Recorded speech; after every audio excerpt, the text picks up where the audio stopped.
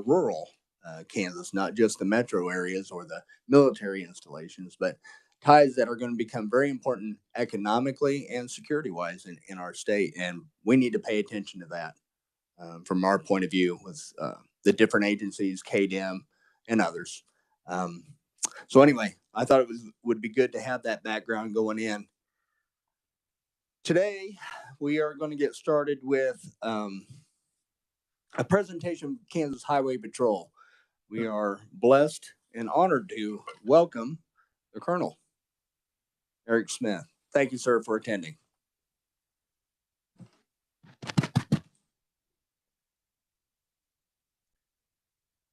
Good morning, Mr. Chair, members of the committee.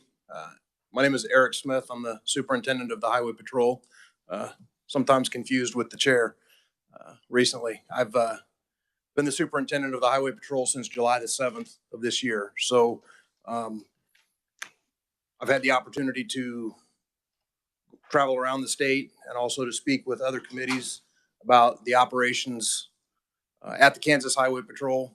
And it never gets old for me to be able to talk about the men and women of the Highway Patrol and the work that they do in furtherance of traffic safety, public safety, and security in each of your communities. So I'd like to walk through I'd like to say it's a brief presentation, but sometimes I get excited about it and I get windy. So we'll walk through this presentation, an update on agency operations. As you all know, the mission of the Highway Patrol is quite simple. It's devoted to the improvement of the quality of life through spirited and dedicated service. And that service can be summed up in 3 words: service, courtesy, and protection. Our agency is uniquely positioned with the ability to respond anywhere in the state of Kansas, with diverse and knowledgeable training and background and experience through some specialized sections within the Highway Patrol that we'll talk about soon. And also what makes the patrol unique is that we're ready to respond anywhere in the state at any time, day or night, through each of our 105 counties. I want to talk briefly about some statistical accomplishments over the last year and a half. The graph that you'll see represented on the next slide has some statistical accomplishments from calendar year 2022. And I want to be able to show you how that compares to year to date, January through June in 2023 as well. Firearms seized, these are illegal firearms or firearms seized from people prohibited from possessing firearms, stolen firearms, firearms with obliterated serial numbers. 34 in 2022. The next statistic is somewhat staggering if you think about it. 116 pounds of fentanyl seized, and perhaps later today you'll hear from the director of the KBI, who's very eloquent in speaking about the threat that the fentanyl presents to our state. But 116 pounds of fentanyl. If you thought about the mathematical equations behind 116 pounds, there are 454 grams in a pound, which means that those seizures represent 52,664 grams. What we know is that it only takes 2 milligrams of a lethal dose of fentanyl to be fatal. 2 milligrams. You move the decimals enough places in those numbers, what that represents is 26,332,000 milligrams. We also know from DEA laboratory testing that 6 in 10 pills, counterfeit pills, submitted to the DEA laboratory, 6 in 10, that's 60%, contain a lethal dose of fentanyl. So if we applied that same 60% ratio to the amount of fentanyl that Kansas Highway Patrol seized in 2022, that's potentially 15,799,000 fatal dosage units. That represents 3 times the population of the state of Kansas. It's just one small way to look at the threat the fentanyl poses, not just to Kansas, but to communities all across the country. 2,134 felony arrests by KHP in 2022, 1,254 DUI arrests, were 60,000 speeding citations and 1,700, a little bit more than 1,700 injury and fatal crashes. How does that compare to 2023? So far, January to June of this year, we're tracking even on the number of illegal firearms taken off the street. We're trending about 50% below our fentanyl seizures, about 40% low on felony arrests, tracking even on DUI arrests, about 15% down on speeding citations, and fortunately about a 5% drop in injury and fatality crashes. If you isolated that just to fatality crashes, we're down about 3% for the year. One of the contributors over time to some of these decreases in statistics is the number of personnel, although I will tell you that this graph details more about our retention than it does about our recruiting. This shows kind of our numbers over the year. There's roughly about a 10-year high of 477 troopers back in 2019. Currently at 462, we're only off about 15 troopers with that number. I'm enthusiastic and encouraged about the way that the numbers are trending. We often hear, and one of the questions that I was asked as I took this job is, what are you going to do about recruiting? What are you going to do about retention? Well, one of the things that I think is important is while most of the rest of the country and even other agencies in Kansas talk about recruiting is down nationwide, it's just the nature of the business in law enforcement. Those are things that are beyond our control. What I want to focus on is what can we control? What does the Kansas Highway Patrol and our efforts, what can we do in order to address that problem? Well, one of the biggest things that I think that we can do is look at our own processes and look at our own timelines. We have tended to be our own worst enemy in terms of our self-imposed timelines and the pace in which we recruit and the pace in which we onboard people. So we're working on compressing that, and I think that you can see some positive trends as an outcome from that. We graduated 10 recruits from the academy in June. We currently have 20 recruits in the academy, so we're on pace at the end of 2023 to graduate 30 troopers. We have a class that's already in the process of filling up for January, and we're on track potentially to have 20 in that January class. We have 2 additional classes, one in July and in September of next year. My goal, we graduate 30 this year, would be to graduate 50 next year. And I think that's entirely plausible. Again, the recruiting numbers, recruiting efforts currently and going forward are going to be focused on what we can control, not the national narrative of woe is me. That's just the way it is in law enforcement. Another graph just represents the timelines coming up in 2024. Let's talk about the patrol in general and how we're organized throughout the state. This map represents, well, you can see 7 patrol troops. There's actually an 8th troop that consists of the Kansas Turnpike. So Troop A, based in Olathe, B in Topeka, C in Salina, D in Hayes, E in Garden City, F Wichita. The Turnpike is also headquartered in Wichita, and then Troop H in Chanute. Beyond those 8 field troops, each commanded by a captain, where the majority of our uniformed road troopers work, are some additional specialty troops that are managed out of headquarters in Topeka, but are operational statewide. Troop I is our motor carrier safety troop. That also is home to our critical highway accident response team and the motor carrier inspectors responsible for weights, scales, and commercial motor vehicle enforcement. Troop J, based in Salina, is our training academy. The training academy is on the campus of the old Marymount University in Salina, and it's responsible not only to train all of our new troopers coming in, but to provide in-service for all of the troopers throughout the state, their annual in-service requirements. And then there is a large population of law enforcement officers from other agencies throughout the state of Kansas that get advanced in-service training throughout the year at that facility. Troop J is also home to our breath alcohol unit. The breath alcohol unit is dedicated to the removal of impaired drivers from the roadway, not just DUI alcohol, but driving under the influence of drugs as well.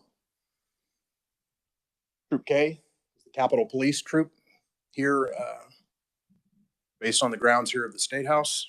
Troop K has uniformed law enforcement officers that patrol the Capitol area complex, as well as Cedar Crest and other areas throughout the greater Topeka area that are of state interest, state office buildings, the judicial complex, etc. Group L is our executive protection detail. They're responsible for the protection of the governor and also visiting dignitaries from throughout the United States and indeed throughout the world. Visitors to the state of Kansas are protected by Troop L. Group M is our communication center based in Salina. It's a statewide communication center. They provide 24/7 dispatch to all troopers and to other law enforcement components throughout the state. Troop N. Troop N is our criminal interdiction effort based here in Topeka, but it's comprised of our DEA task force officers, our FBI task force officers, and also the highway interdiction troopers. They're responsible for the majority of the fentanyl seizures that we talked about earlier. One thing that's kind of an up and coming trend that is of particular concern, not only to KHP, but to law enforcement in general, is the number of instances where they've encountered and rescued human trafficking victims that are being smuggled through Kansas or are operating adjacent to the highways in Kansas, hotels, rest stops, and things of that nature. Troop S is our special operations troop. They're comprised of our SRT, SWAT tactical teams, our hazardous device unit, which is our bomb squad folks, and also our patrol service dogs. Patrol service dogs are trained not only in handler protection, but in explosive device detection and also drug detection. In fact, just anecdotally, the hazardous device unit was used by the KBI just the day before yesterday up in northwest Kansas when there was a potentially homemade explosive lab discovered. The hazardous device unit does provide trained bomb technicians, the dogs, the robots, and they're actually responsible for about 75% of the ordnance disposal in Kansas. There are some of the larger agencies in Wichita, the Kansas City Metro, that do have bomb squads, but for the large majority of Kansas, they're relying upon the highway patrol for that service. And then the police service dog, again, handler protection, drug and explosive detection, and also manhunt tracking. Troop T is our aircraft troop. It's based here in Topeka, but we have operations, hangars, and aircraft crew in Hayes and in Wichita as well. Particularly excited about this troop. The Kansas Highway Patrol accepted delivery of a new Cessna Caravan last week at Textron in Wichita. That plane's being now upfitted with some special camera and lighting equipment, and it should be operational back here in Hayes by the end of the year, by December. About that same time at the end of the year, we'll accept delivery of the new executive aircraft. And then shortly thereafter, the receipt of 2 new Airbus helicopters, one in Topeka and one in Wichita. And I might just mention one of the reasons that I'm proud of the success of this troop is because of the service that it provides to other law enforcement agencies throughout the state. I think no less than two times a week do I get a compliment from the sheriff in Sedgwick County or the chief in Wichita regarding KHP's success in allowing them to safely bring a pursuit to conclusion, or more importantly, the tracking and the apprehension of people involved in drive-by shootings and other violent crimes. So it's a fantastic resource. We're proud to lead it, but it's really a resource and a service that's delivered to the chiefs and the sheriffs throughout the state. Our Homeland Security and Emergency Operations. This is to some extent an extension of what the chair was talking about at the outset of this morning's meeting. This troop serves as the emergency support function mandated by FEMA and is the public safety and security coordinator. So we have the FEMA partnership with this troop. They're also responsible for our continuity of operations planning throughout the state each year. They also administer, I think this last year was about $4.2 million in federal grants 80% of which is passed to grant applicants from across the state at the city and at the county level. The Kansas Highway Patrol actually chairs the committee that reviews those grant applications. Then Troop V is more commonly known as our VIN inspections troop. That's more than just inspections and title transfers. This troop is responsible for a significant number of recovered stolen autos from around the country. The detection and recovery of stolen vehicles is on the rise. This troop is largely responsible for that. And really what that does is it demonstrates the existence of not only organized crime, but a high level of insurance fraud in the state of Kansas. So that really concludes the overview of Kansas Highway Patrol troop operations. I wanted to move on and just talk briefly about our expenditure of the ARPA funds that were awarded in 2022, 2023. The application from the Kansas Highway Patrol for these funds was to the tune of $20 million.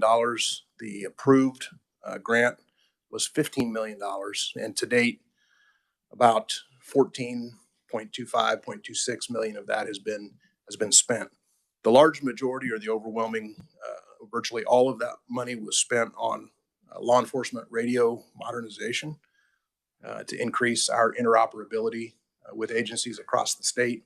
The backbone of this system is under the control of KDOT. We're probably the biggest client or the biggest user of that, and there was a need for modernization and updates to be in compliance with cybersecurity regulations as well as encryption requirements. One of the things that you may or may not have heard of, but will probably be hearing from, I know the chair is aware of this, but there's a requirement. It's a federal requirement by the FBI to encrypt radio communications for the transmission of criminal justice information. So information that's law enforcement sensitive, that's maintained by the FBI. Every law enforcement agency in the state of Kansas has access when they're roadside, when they're running queries, for example. The dispatcher is no longer able to transmit that information over an unencrypted radio channel. So there's a big push statewide now to enhance or to upgrade the communications for every city and county law enforcement radio system.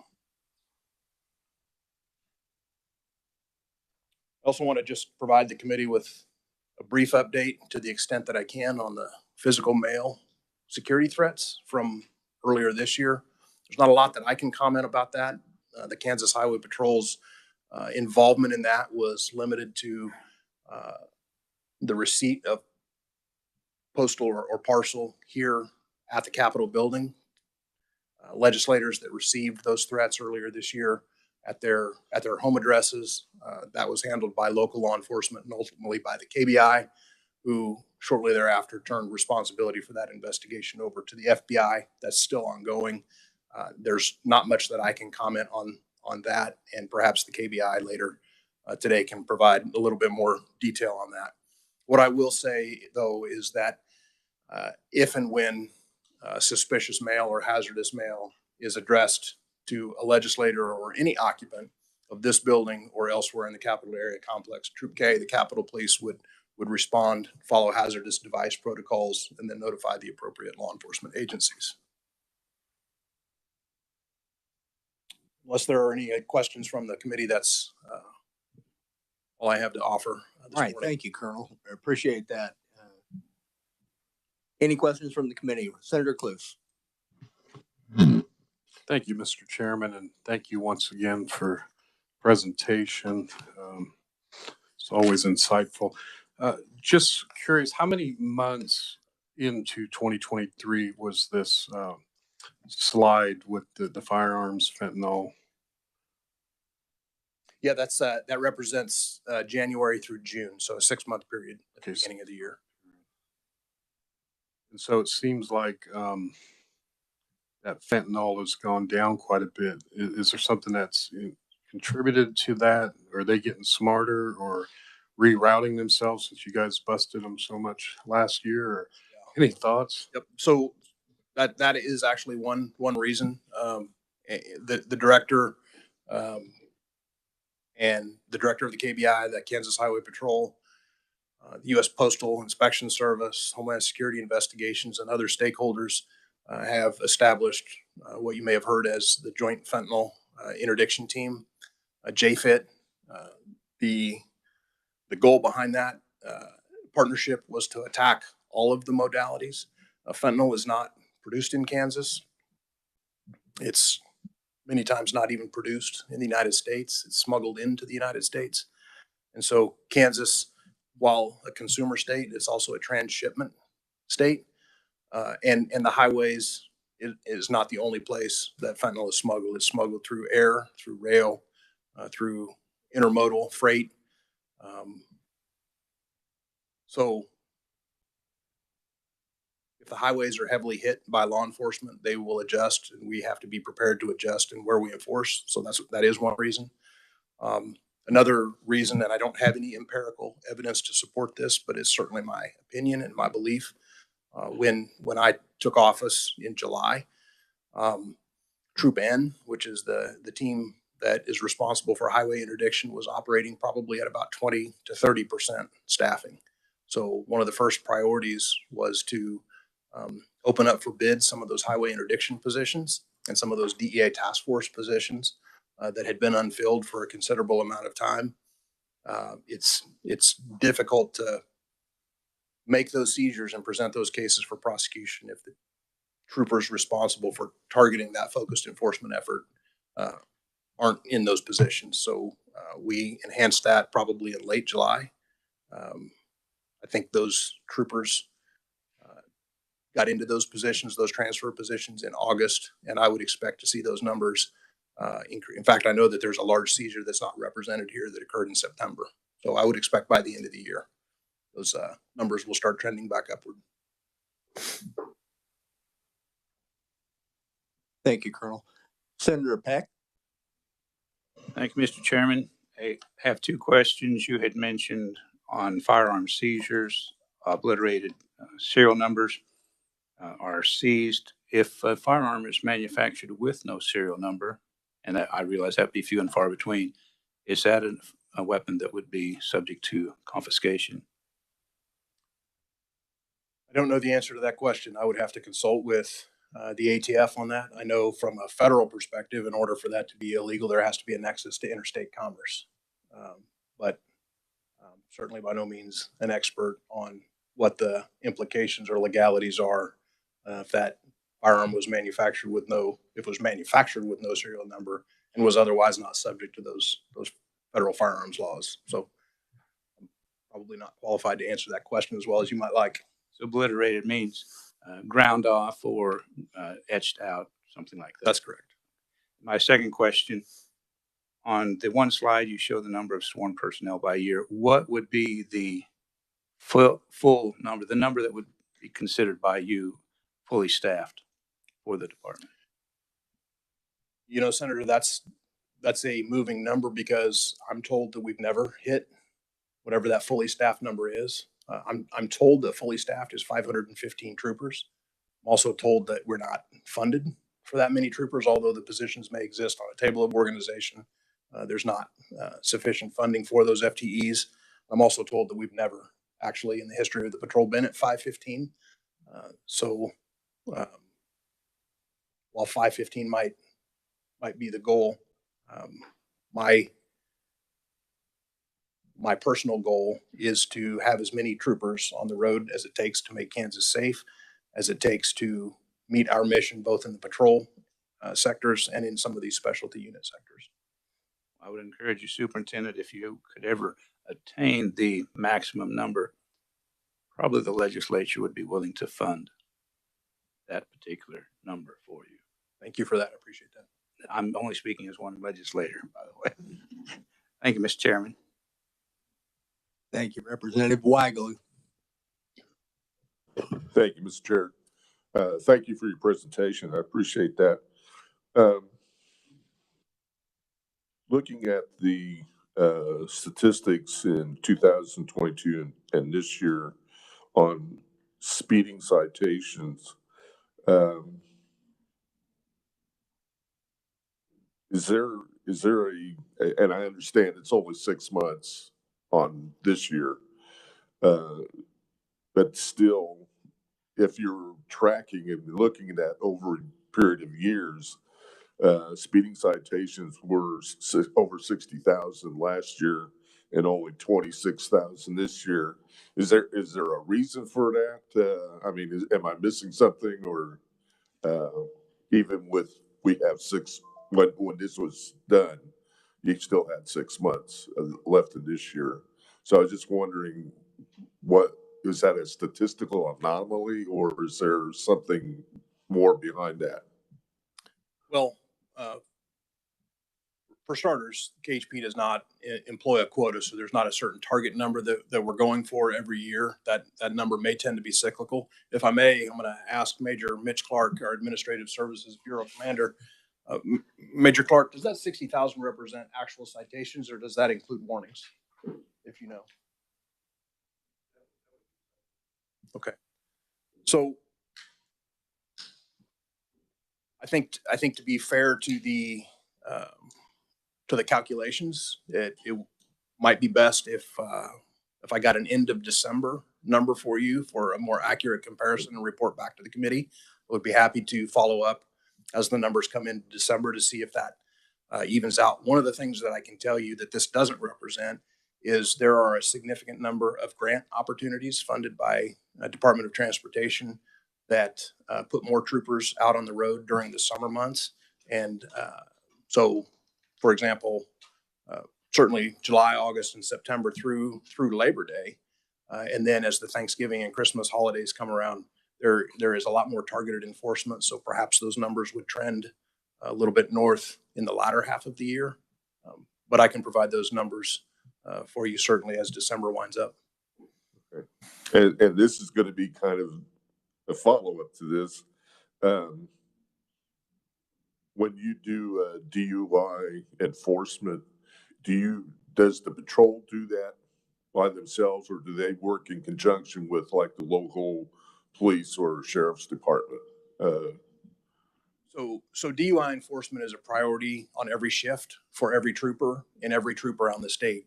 In terms of targeted enforcement, or when grant opportunities come to do DUI saturations, that's open to all law enforcement agencies, and we do often partner, for example, in DUI check lanes. We cannot do that solo, and we do that in conjunction with our county and city law enforcement partners. All right. Thank you. Thank you, Mr. Chairman. Thank you. And I can tell you from a rural law enforcement perspective, the assistance of KHP for a lot of this, for a lot of the things that we do, it's essential. I can tell you that if we have a multi-vehicle accident that may involve a commercial motor vehicle, for instance, and we have a suspicion that somebody is under the influence, we're going to work with each other to determine which side of this they're going to investigate and which one we're going to investigate, because it is a lengthy investigation on scene. And we work hand in hand with them a lot of times on those type of investigations, especially on the rural side of things. I have many examples of that. All right, Representative Proctor. Thank you, Mr. Chair. Thank you, Superintendent, for being here, and thank you for your service.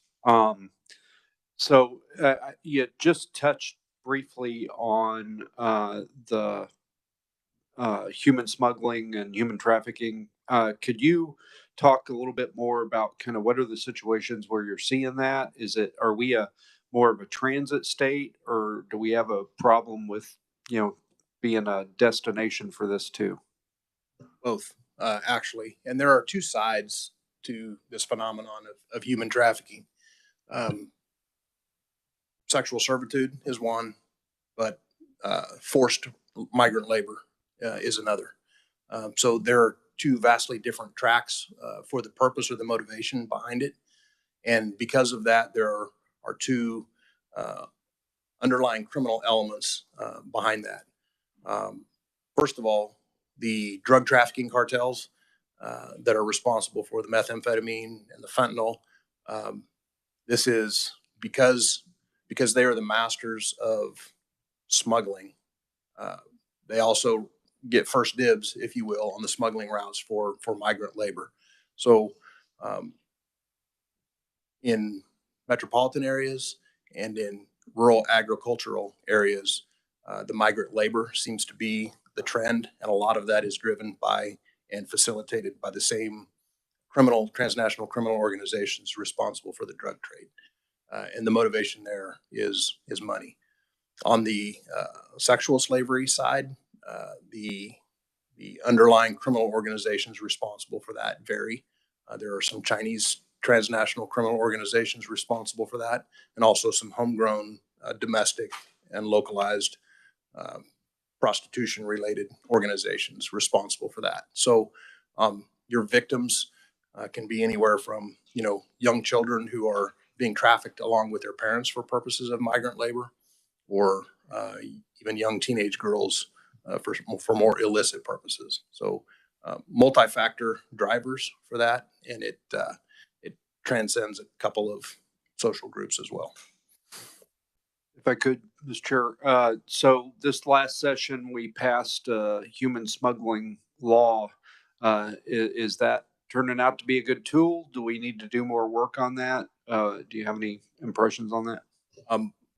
Just very recently become familiar with that. I came into this job from the federal service and was not familiar with that as a state law, but I can tell you from the patrol perspective, that has been a valuable tool in allowing us to both apprehend violators and rescue victims. Thank you, Mr. Chair. Senator Ware. Thank you, Mr. Excuse me. Thank you, Mr. Chair. I want to congratulate you on the successes with the fentanyl issues. But what I've been hearing recently is that as awful as fentanyl is, there's a new one that may even be worse. Is it ISO, or there's a street name that I'm not remembering right now?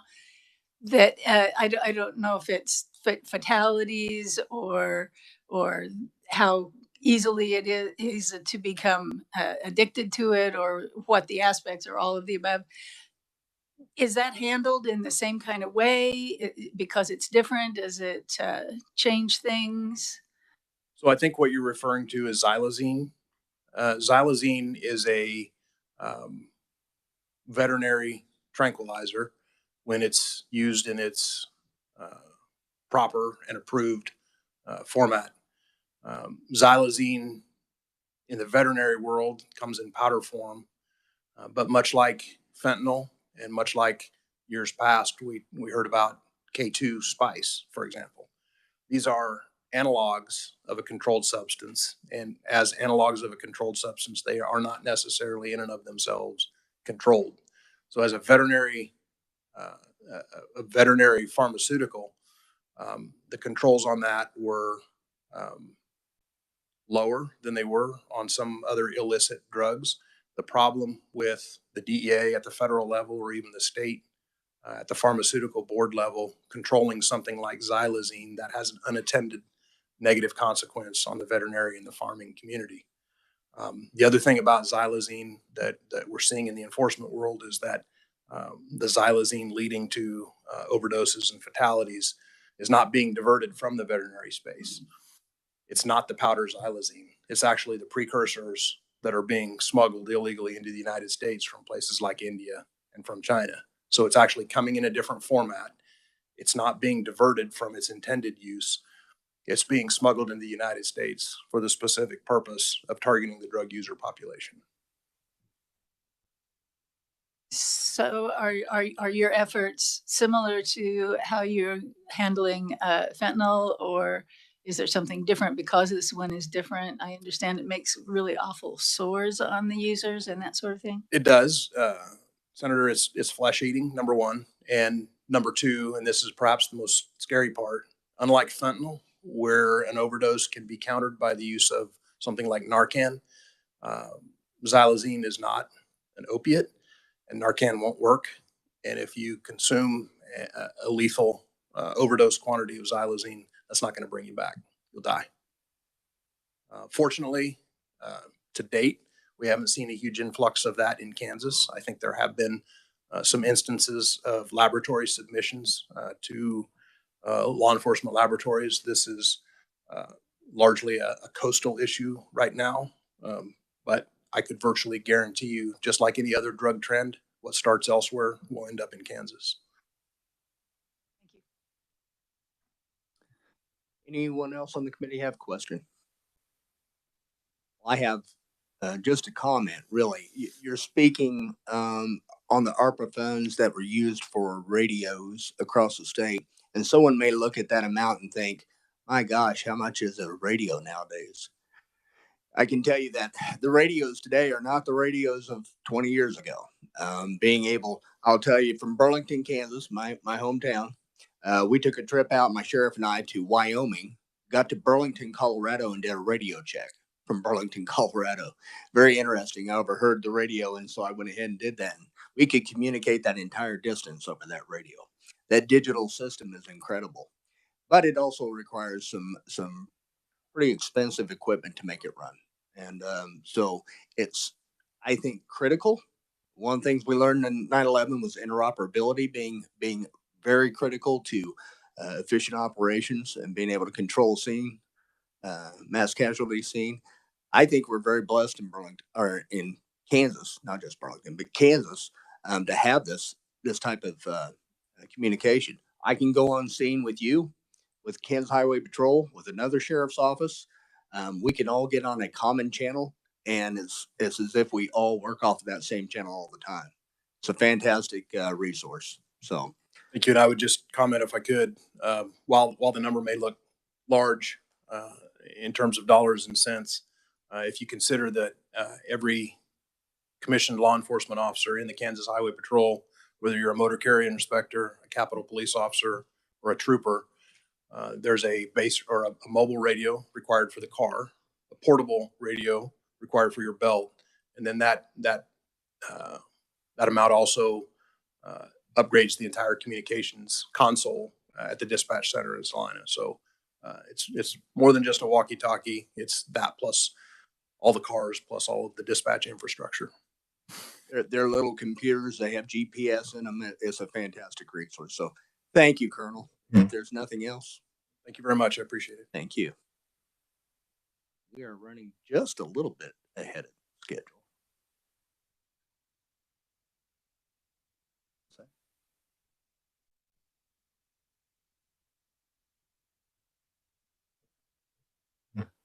We can skip ahead if we have Frank Burnham, presentation from the Department of Administration.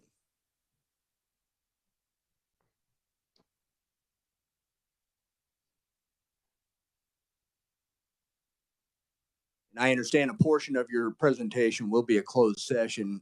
Do you want to continue and then we'll have that closed session? Yes, sir. That'd be great. Thank you. All right. Thank you.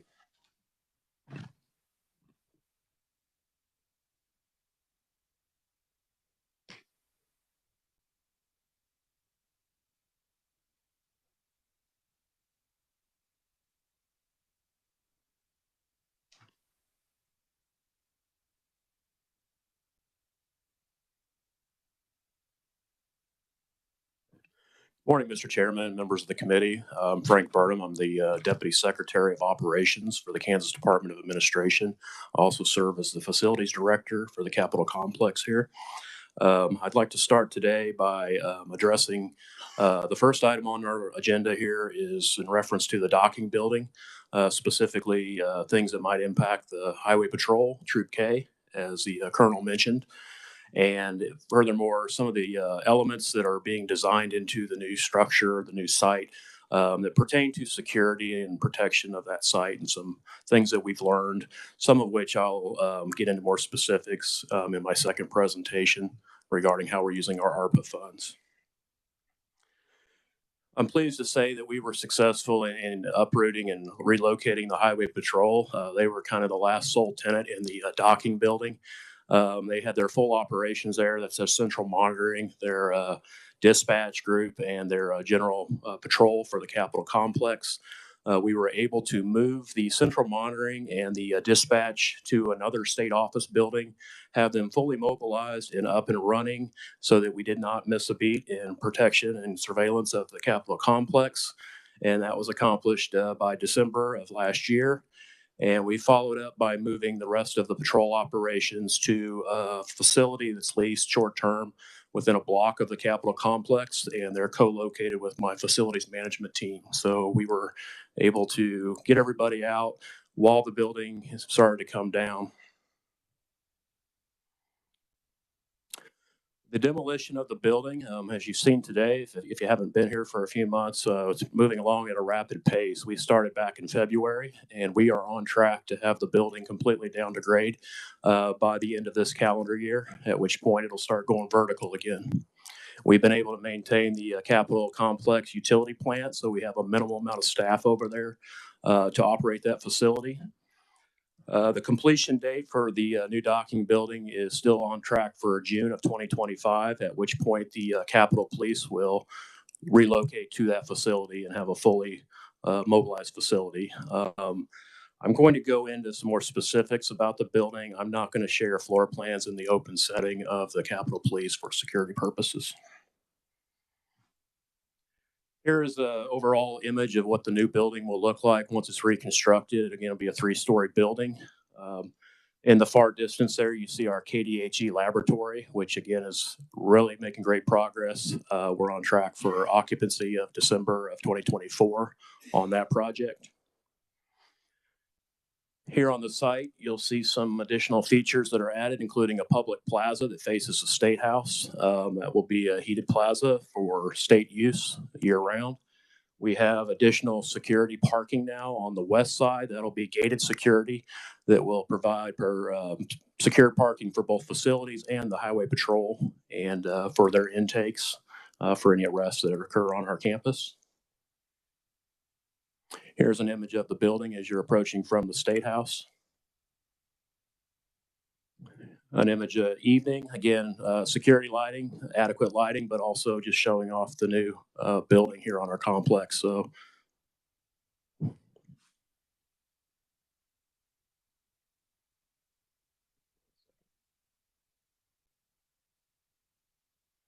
here you're beginning to see some of the physical barriers that are being put into place, again, taking into consideration vehicle protection and keeping everything of a fair distance from the building itself. They'll be done with a combination of bollards, but you can also see in the foreground there the reuse of the limestone that came off the building. These next few slides are going to show you how we reuse some of the material to create both site elements and physical barriers. Here's an image coming from the state visitor parking lot from the Judicial Center. Sorry.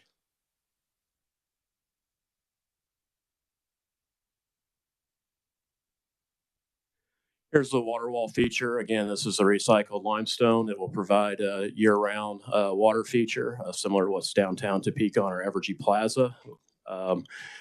The limestone, again, recycled material, but it also provides a physical barrier for vehicles. So again, all site development and adaptations were done to take into consideration the security of the site and the events that would be going on that plaza. Here you'll see the reuse of the relief structure or the relief sculptures that was removed from the building. They will now be site elements. Let me get our slide back up. Sorry.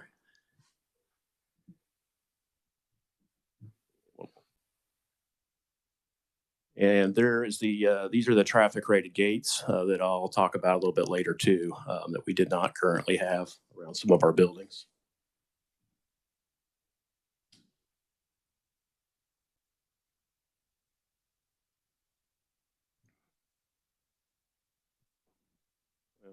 Again, I apologize here. This is the wall that will go around 2/3 of the building. Again, recycled limestone material cladding. Again, with the idea of force protection and keeping vehicles safe distance away from the facility. Here you're seeing the west elevation. This will be the Highway Patrol secured entrance into their area, as well as facilities maintenance. Again, it'll be a gated, controlled area for security purposes.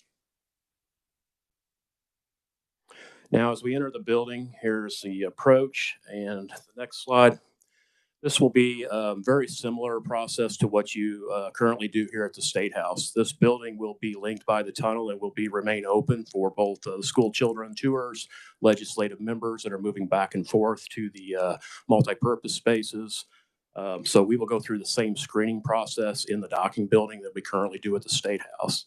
So you'll see turnstiles on the left that include magnetometer and metal detection scanning, where the employees can pass through the right one, which is more of just a badge operation. And that's to cut down on the tailgating issues that we have here in our building, also to slow people down so that there's visual contact with the patrol officers that are sitting there manning the station. Here's a view from the station looking into the 3-story exhibit space. Again, with the design with eyes on all areas of the building, a very public presence for our security folks and personnel. The section in red there represents kind of the public entrance, the food court type area, and then the delineation of the space between it and the secured areas of the building so that you go through a very controlled process so we, again, can maintain security. The areas in blue, again, just represent state agency space. There's, again, roughly 60,000 square feet of state agencies that will go, or space that will be in the building. And then the third floor is where the multi-purpose rooms are at. This is the 300, 400 person auditorium space that can be configured in a multitude of different settings, after hours potential use. There are security stations and drop-in stations on that floor for other security that might be needed for after hours events. And then here are your views from those spaces looking back towards the Capitol with the unobstructed view.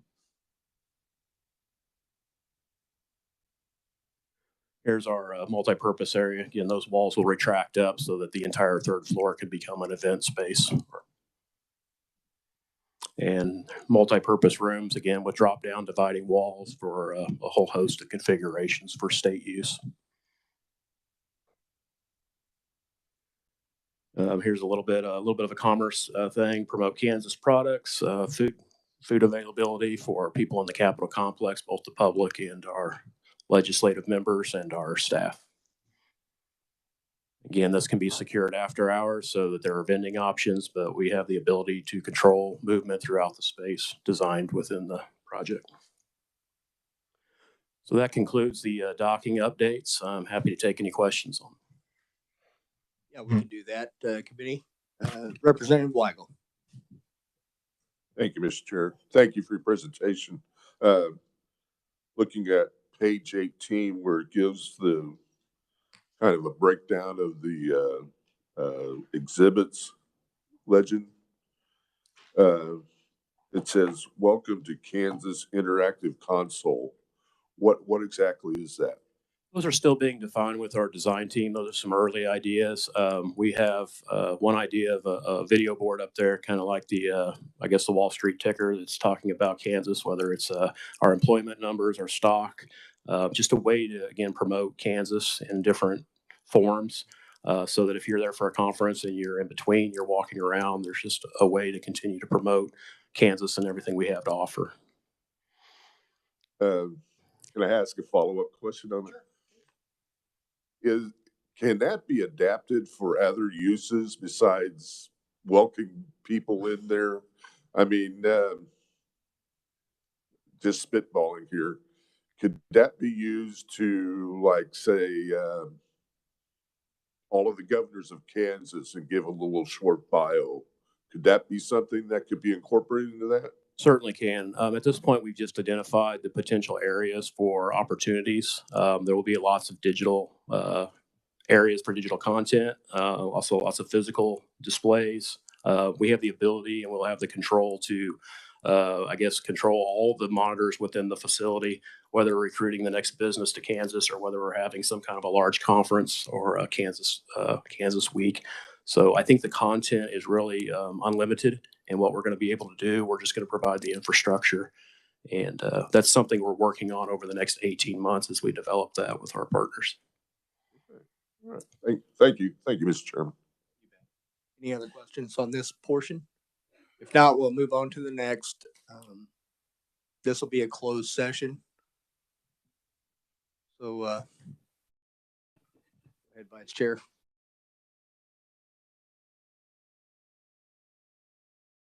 It's 5 minutes. tax. All right. So why don't we say at 10:05, we'll resume open session. That should give us time to transition.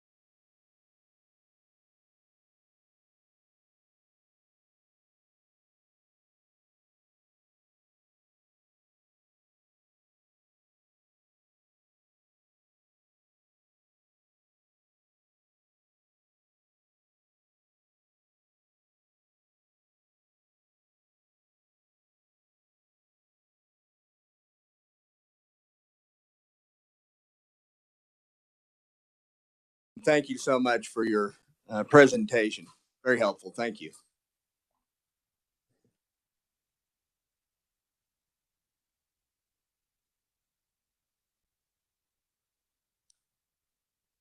And folks, we're a little bit ahead of schedule, which is awesome. I think if the committee wants, we can go ahead and take a break and come back at 10:30. That gives us a lengthy break here. I don't know. Next presenter is here. Well, how about we come back at 10:20? Is that okay with everyone? All right, let's do that. We'll take a break now.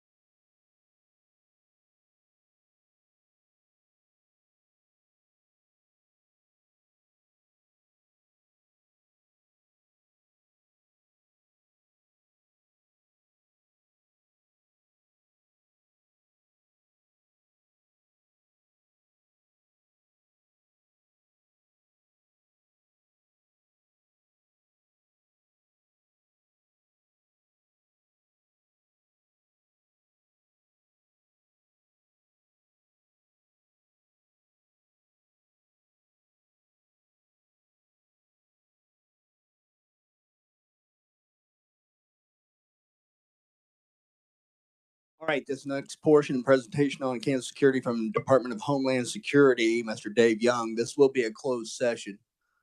So, Vice Chair, you have a motion? Thanks. That's what you're there for. Thank you for that. Mr. Young, do you know how long your presentation is likely to be? All right, 30 minutes for the presentation. And if we took, we're looking at 11:15. Well, why don't we look at 11:10? 11:10 being the close of the closed session. Mr. Vice Chair? Thank you, Mr. Chairman. I move the open committee of the Joint Committee on Kansas Security be recessed for a closed executive meeting pursuant to KSA 75-431-9A to discuss matters related to security measures with the appropriate state security personnel pursuant to KSA 4319B12C. Because the discussion of such matters in an open meeting would jeopardize such security measures, that committee resume the open meeting in room 582 north of the State House at 11:10, and to record this motion if adopted as part of the committee's permanent records. All right, do I have a second? Senator Pittman seconds. All in favor say aye. Aye. Any opposed? None. It's passed.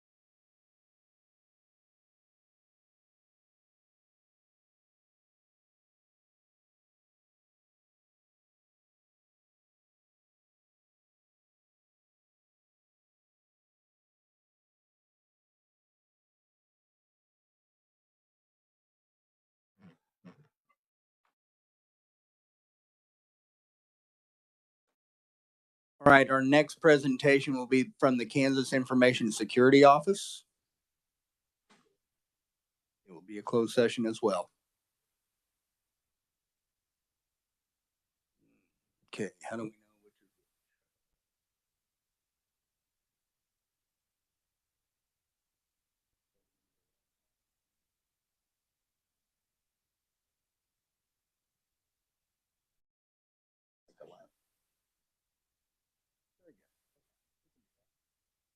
All right, so what I understand is we'll begin with an open session and you'll let us know when we need to change that. All right. Mr. Jeff Maxson, we welcome you to the committee. We'll let you get set up there.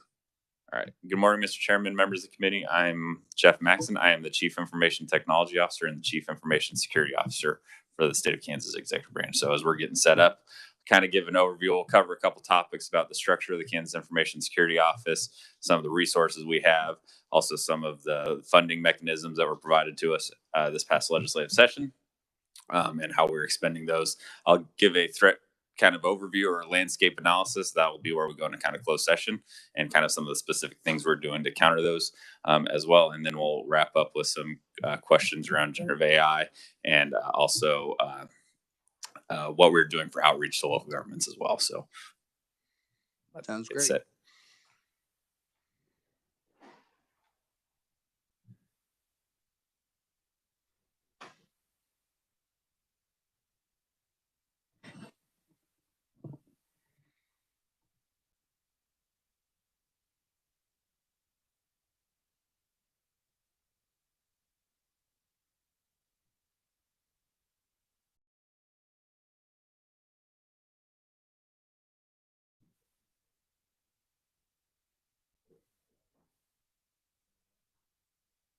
Okay, you can go ahead and begin. We've got it over here as well. All right, I'll go ahead and get started. So again, Jeff Maxson, Chief Information Technology Officer. As in the Chief Information Security Officer, that role will eventually be transitioning as I move into the CITO role.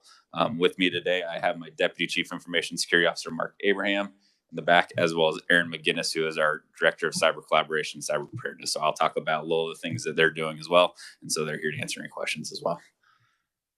A little bit about the Kansas Information Security Office. We were created in statute back in 2018 with the Kansas Cybersecurity Act. This was primarily created as an office to advise and consult executive branch leadership and agencies on cybersecurity practices, as well as being able to provide basic cybersecurity services for what we call the CAN-WIN network, which is the state network run by OITS, and some of those enterprise services that they deliver.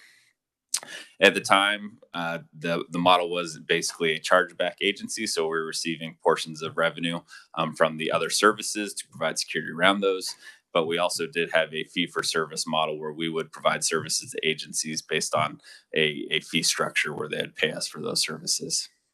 And again, our operating budget out of OITS came out of OITS fees collected, where they had a portion set aside for security for us to protect those enterprise resources. In our current state, we are at authorized 28 FTEs.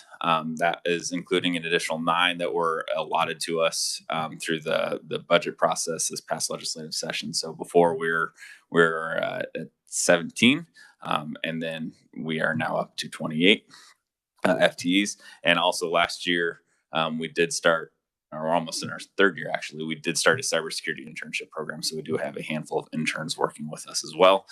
Through that program, we have actually converted 2 of those interns to full-time employees. So it's been a very successful program to start closing a gap in a very large, open, critical career field, essentially. So building that talent pipeline internally is really big for us.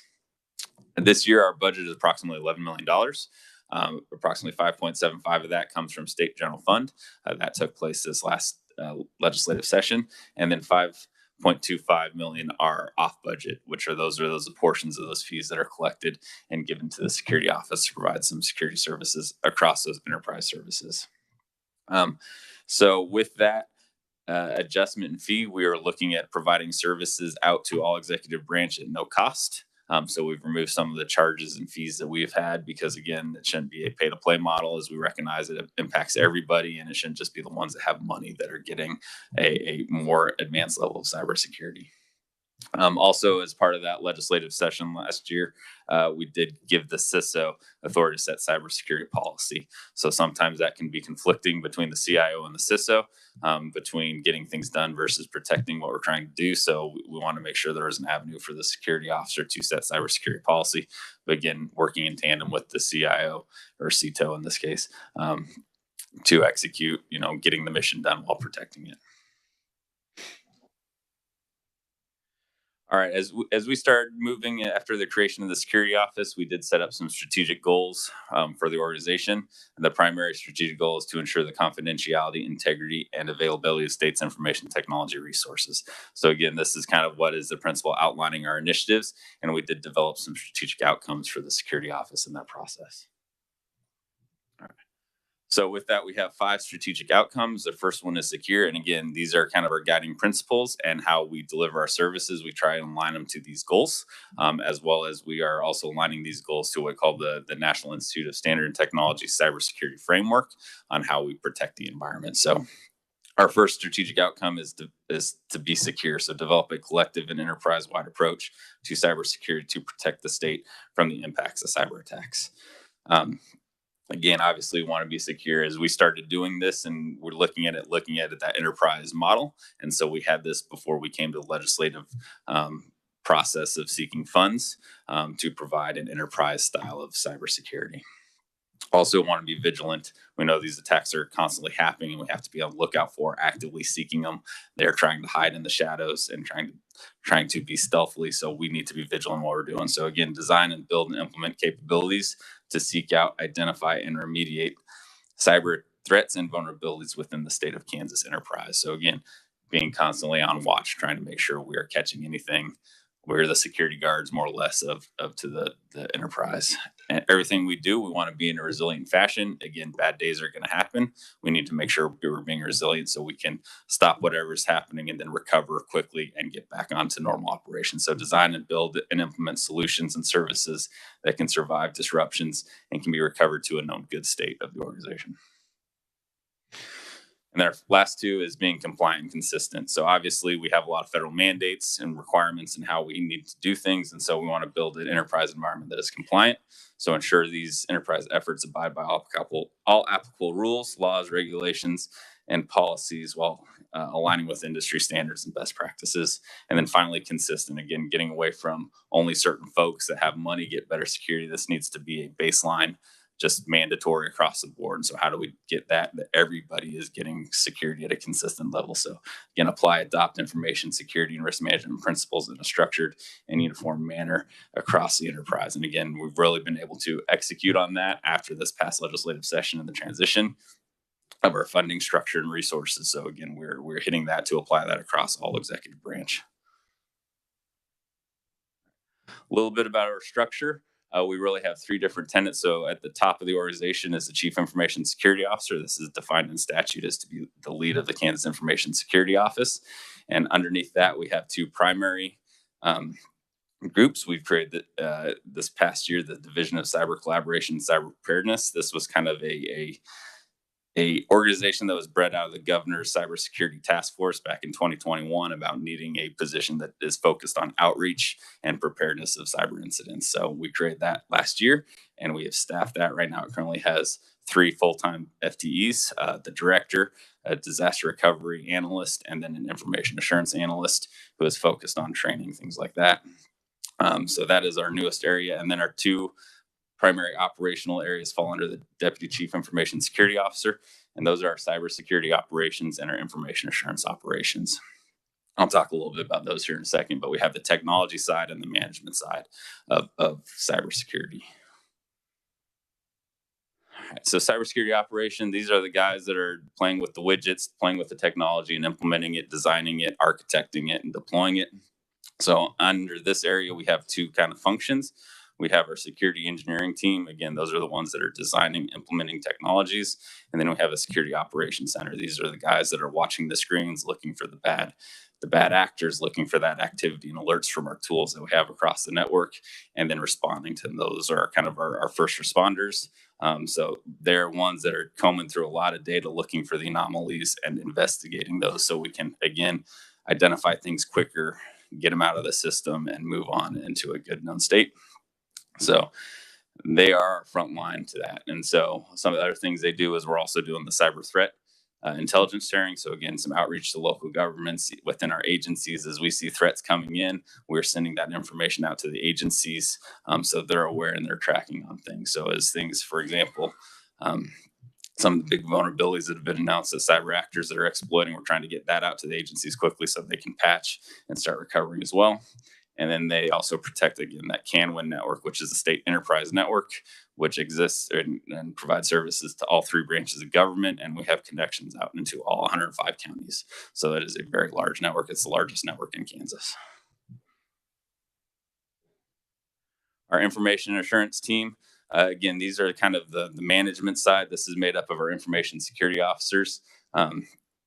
These in the past were a for-fee service. Agencies would pay us to go recruit, find somebody, and then staff that position and send it out to the agency. With this recent legislative year, we have actually started providing those to agencies at no cost, and we have plussed up on the team. So we have most major cabinet agencies have an information security officer assigned to them. There are a couple of smaller ones that split an information security officer, and then we have 2 security officers that support the non-cabinet agencies because, again, they process sensitive data. They are providing citizen services, so they needed some coverage as well. In the past, that has not been something we've been able to do, but their main function is to build security programs within the agencies and kind of serve as that kind of security expert and advisor to agency leadership and help building their security programs, and also serve as a liaison between the agency and the security office. They will help with compliance to state policy and identify their needs, as well as assist in audit. So for example, if we have a federal audit, they'll help kind of manage the audit coming through from a security perspective. They can do cybersecurity assessments, looking at where we might have vulnerabilities within people, process, and technology. So they're looking at the whole spectrum as well, and then kind of start identifying those risks and making roadmaps to mitigate those risks. So again, these are really the folks that are embedded into the agencies to be our liaisons. All right, lastly, our newest section, our cyber collaboration, cyber preparedness division. These are the ones that are facilitating outreach to our local government partners. We're doing a handful of different things. They are also working with our agencies to build our resilience programs, working in partnership with KDM to make sure IT is there and available if we have incidents and disasters, and building that partnership. We conduct regular tabletop exercises with both agencies and local government to identify, a cyber incident. How do we respond? Those are where we as Mr. Young was talking about exercising our plans for these bad days. And then they'll facilitate lessons learned after incidents and after these exercises. So what can we do better? Where did we fail? What do we need to keep doing? Things like that. That is a key component of any of these incident things. And then also, now they're also managing the state and local cybersecurity grant program. So DHS has released the cybersecurity grant program for state and local governments, and there will be a process with local governments in the state being able to apply and leverage those funds. The cyber collaboration group will be actually the ones managing that. And now I want to kind of talk a little bit about the threat landscape and kind of go over some of the things we're doing to do that. So this is where I request executive session. So the next portion of this will be a closed session. Vice Chair, do you have a motion? Very good. 15 minutes to present, and then we're going to give ourselves probably 5 minutes for questions. Do you have a presentation that extends beyond this?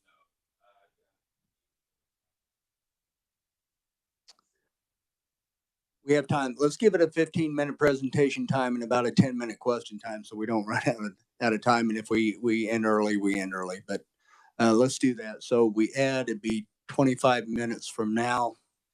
I have 11:26, so 15 minutes would be, or 25 minutes would be 11:51. Let's go to 11:51.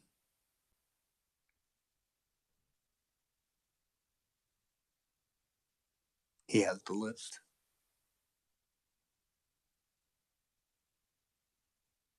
All right, on included persons during this, we have Jeff Maxon, Mark Abraham, Dave Young, Aaron McGinnis, and Allie Denning. Do we need to add any others?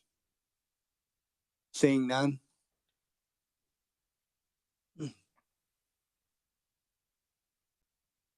Thank you, Mr. Chair. I move the open meeting and joint committee of security be recessed for a closed executive meeting pursuant to KSA 754319A to discuss matters related to security measures for the appropriate state information technology personnel. Pursuant to KSA 754319B12C, because discussion of such matters in an open meeting would jeopardize such security measures, that the committee resume the open meeting in room 582 North of the State House at 11:51 and record this motion if adopted as part of the committee's records. Do I have a second to the motion? Senator Pittman seconds the motion. All in favor, say aye. Any opposed? Seeing none, it is passed. We are in closed session.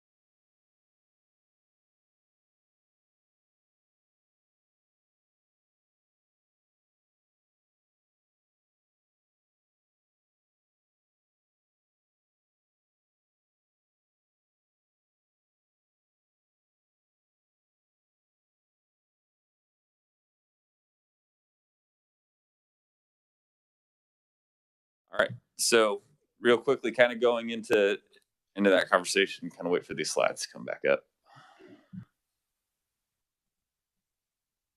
And I did that off microphone, so I'll just say we're back in open session.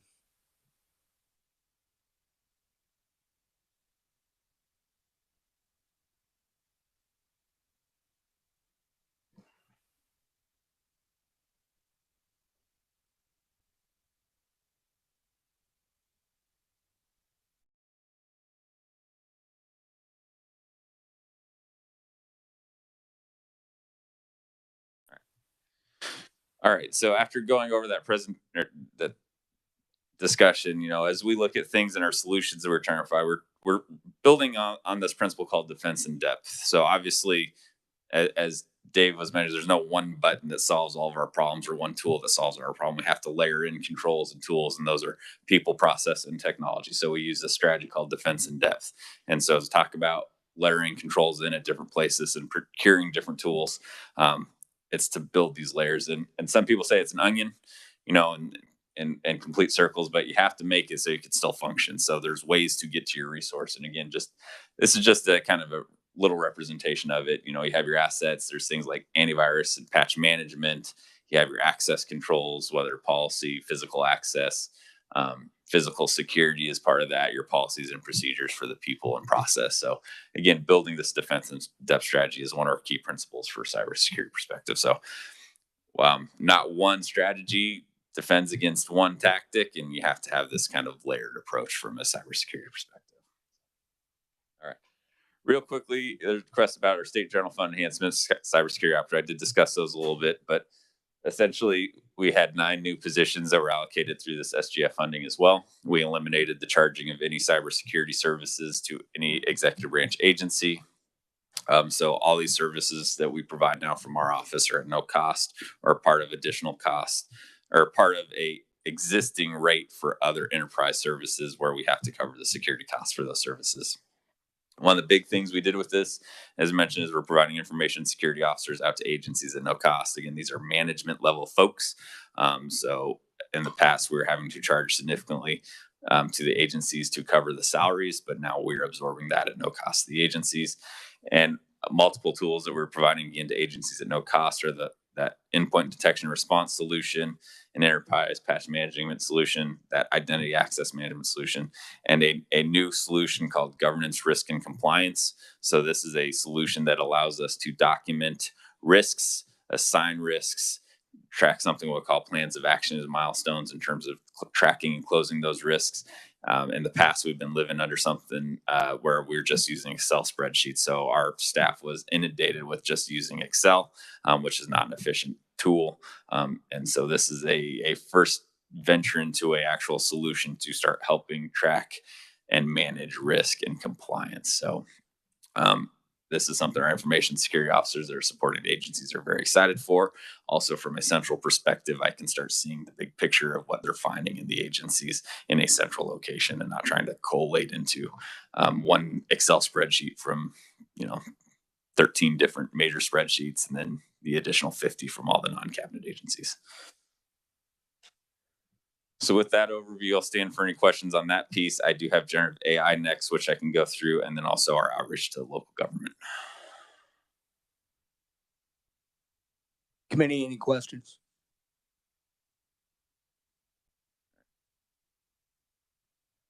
All right, so generative AI is the big buzzword, big topic. Generative AI is readily available to agencies and organizations. It's being built into common everyday applications. Your web browsers now have generative AI capability with a click of a button. It's really kind of searching 2.0 kind of ability. So considering the next generation of searching. One of the big things that's important to recognize is while there are some downsides to it, it is a tool that can greatly increase employee productivity. And I say increase employee productivity, not replace employees. So this is being seen as a augmentation tool, or in the military we call it force multiplier. My folks can do more quicker, faster, better. So we're not seeing it as something that is going to be replacing folks, but more augment capabilities. And we're also seeing vendors that we work with regularly trying to implement generative AI into their technologies they're providing back to the state. So some of the concerns around generative AI, obviously the bad actors are using it from a cybersecurity perspective, but just from a general perspective, we have intellectual property rights. This has not been ironed out. We're seeing a handful of musicians and actors come together and are suing generative AI for basically building content off their content and the intellectual property rights like that. Who's the owner of the content that is created by generative AI? So there's still a lot of unknowns in that space and what those kind of maybe financial obligations might be with the intellectual property moving forward. Is it the property of the manufacturer of the generative AI, or is it the customer who put the prompt in that generated that? A lot to be determined on that. Responses from generative AI can be manipulated or inaccurate. Again, based on whatever data is pulling it from, you can manipulate the response into certain areas and certain directions, or it can just be flat out inaccurate. So after last JCIT session, I did a demonstration with Representative Curtis, where I asked ChatGPT what was the best barbecue in Topeka. It came back with a place called Boss Hogs and Pigskins. If you're from Topeka, that closed in 2017, so it has not been around for a while, but it came back with that as the best barbecue. So there's just sometimes inaccurate answers that it can produce, and so that's a real concern.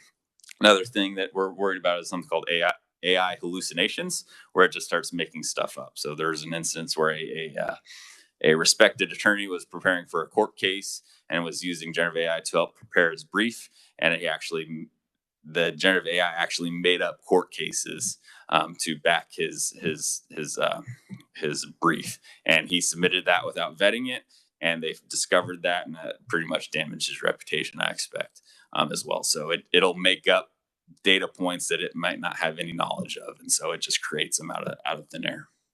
One of our concerns, obviously, is Kansas data being used to train a vendor's AI or being used in a generative AI tool without our consent. So that is one of our very, very concerning areas. Again, Kansas data is Kansas data, and it's Kansas citizens' data, is not something that is to be given to a vendor to train their model unless it is being done for our purposes. So we're trying to be very cognizant of that. And then lack of control or loss of the data. So obviously, some of these free services, anything you're putting in that prompt is essentially going to another company where there are no guarantees of the data ownership, and so you lose control of that. At that point, the Googles and Microsoft, if you're using their free service, you're agreeing to that they can use that data for whatever they want. So unless we have some other contractual means and a enterprise version of it that is paid for by us, we lose control of that data. So kind of addressing that back in late July of this year, recognizing what we had coming forward, we needed to put some guardrails in place. So executive branch, we set a policy around the use of generative AI. We're seeing some states set up kind of task force or committees to evaluate it.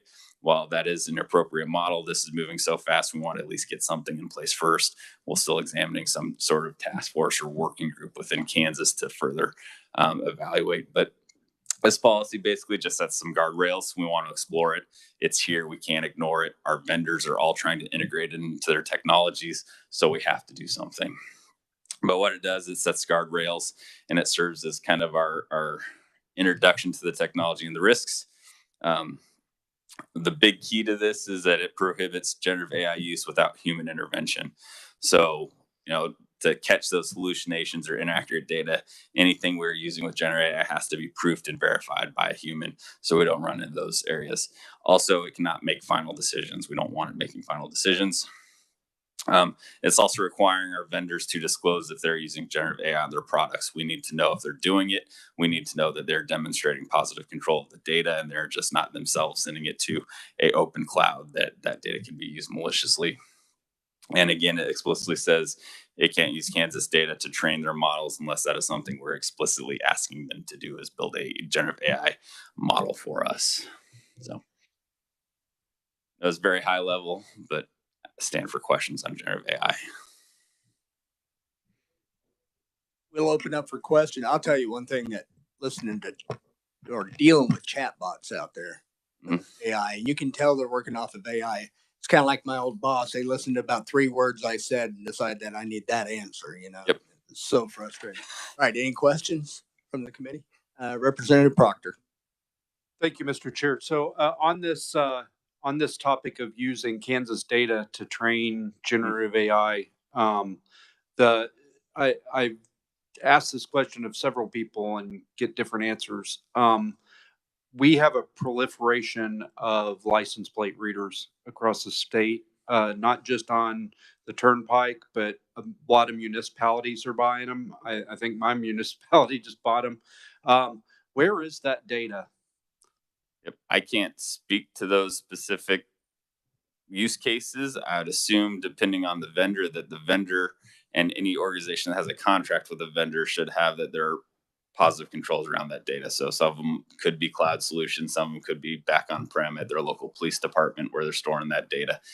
It'll be dependent on each case by case basis. So it could be in the cloud or on prem with the organization. Thank you, Mr. Chair. My experience with license plate readers with our agency, we have a couple of license plate readers that are out there in municipalities. They don't have access to ks.gov, which is where you would get the information. You see the tag, right, but then it tells you who owns it and that type of thing. They actually have to give that information to law enforcement, and then they can. I know we have a private security firm that has an LPR out, but they don't want the information. They just put it out there as a service. We've solved at least 2 burglaries and a catalytic converter theft off of that license plate. It's been pretty effective.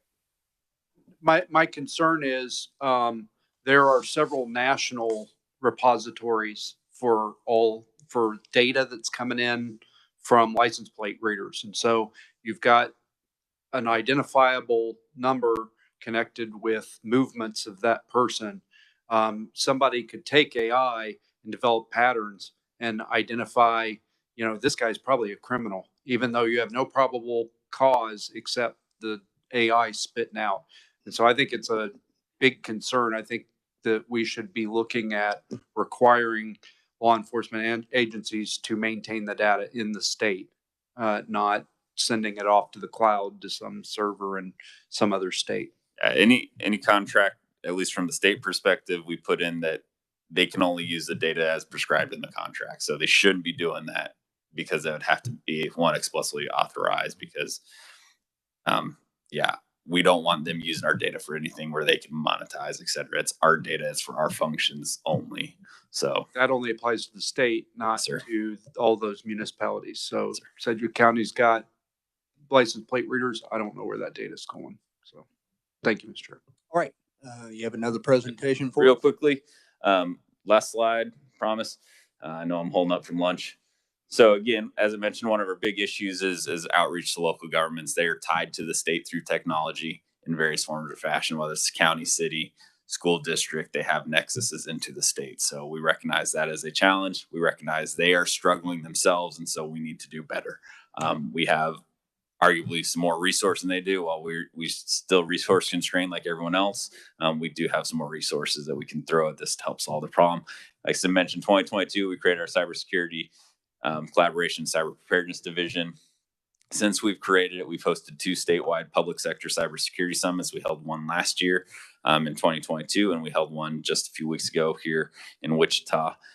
Over 200 attendees at both of them. That was made up of school districts, cities, counties, universities that made up the attendees as well as the state. We've hosted 4 cyber training courses at no cost to local government. So we went out and worked with the emergency management folks and the Homeland Security folks to leverage some grant dollars to put on training for cyber forensics courses.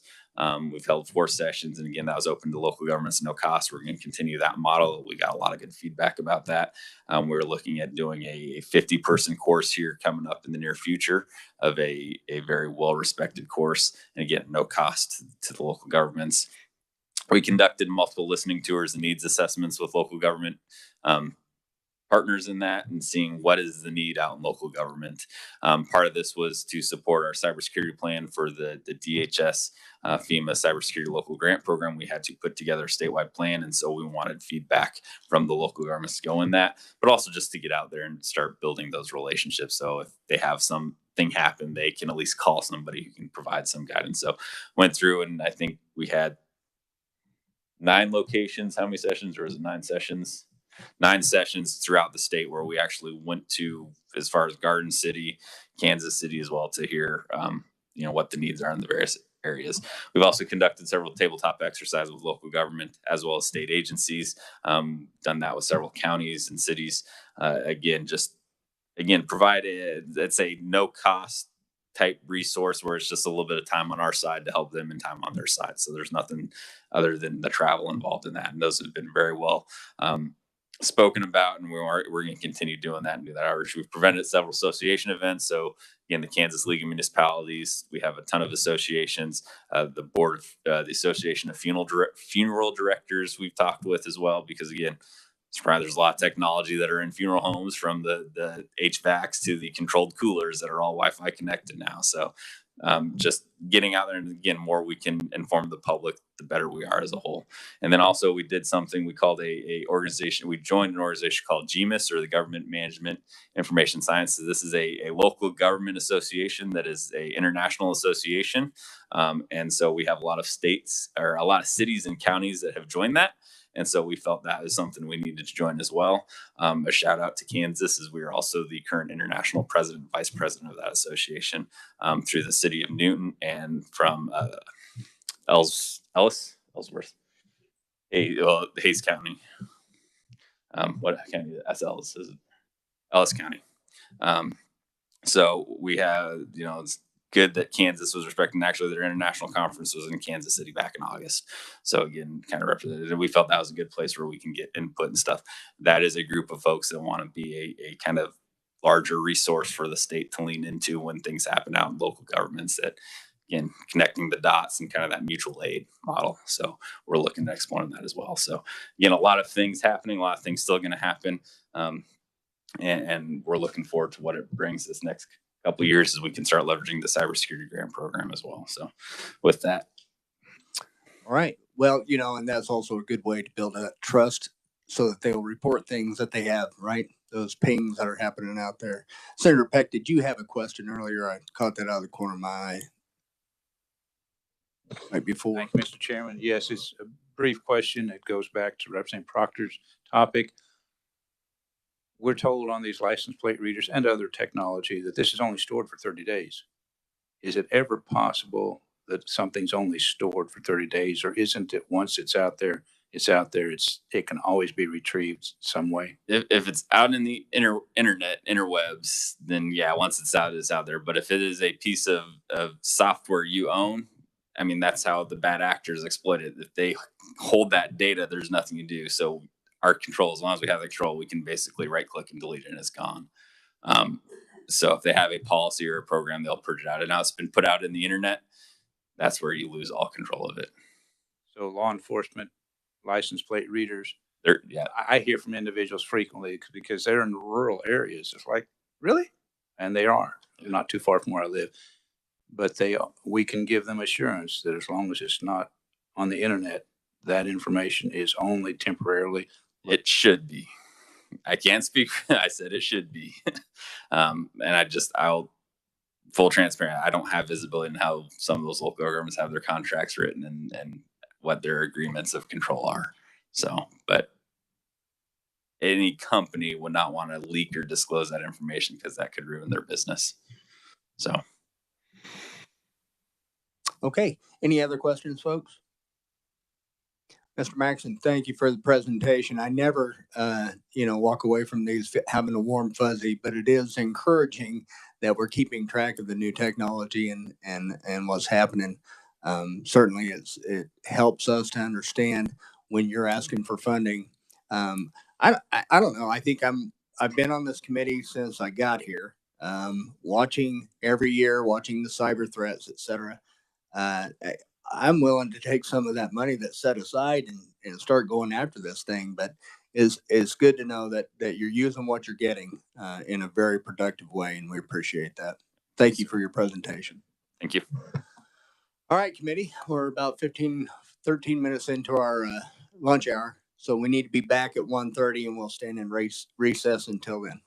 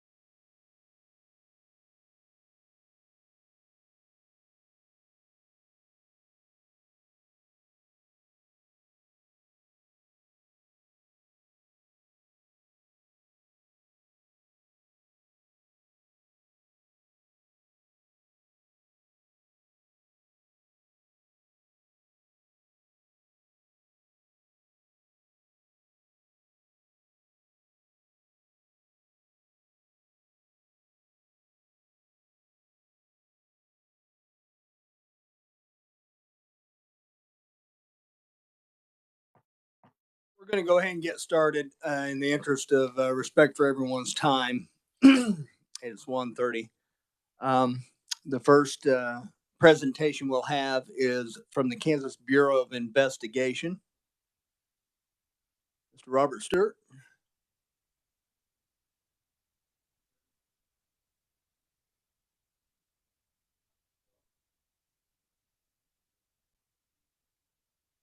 As Director Mativi. On his behalf, I apologize that he cannot be here. I'm Bob Stewart, and I am the executive officer. I will be handling the brief today. You do, however, recognize Robert Jacobs, sitting behind me. Those of you who do not know, Robert was promoted by Director Mativi to the associate director position at the KBI, the number 2 spot. What Robert did not realize was that the biggest part of his job, the most onerous part of his job, was making sure I stayed out of trouble.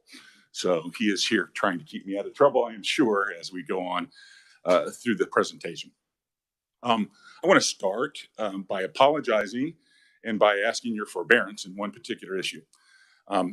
I spent the last 27 years at the FBI, retired as the Chief Division Counsel for the Kansas City office of the FBI. I have been on board here with the KBI since April 1st. And I don't know if the director intended that to be on April Fool's Day or not, but in any case, I haven't been on long. I have tried desperately to use the term KBI when I speak, but occasionally I fall back into that 27 years of FBI. So forgive me if I say FBI, I probably mean KBI. During our talk, and I'm working desperately to rid myself of that habit.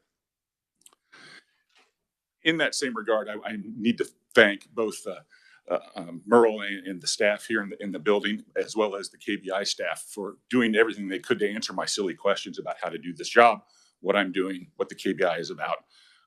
Without them, this would not be nearly as good a brief as I hope it will be.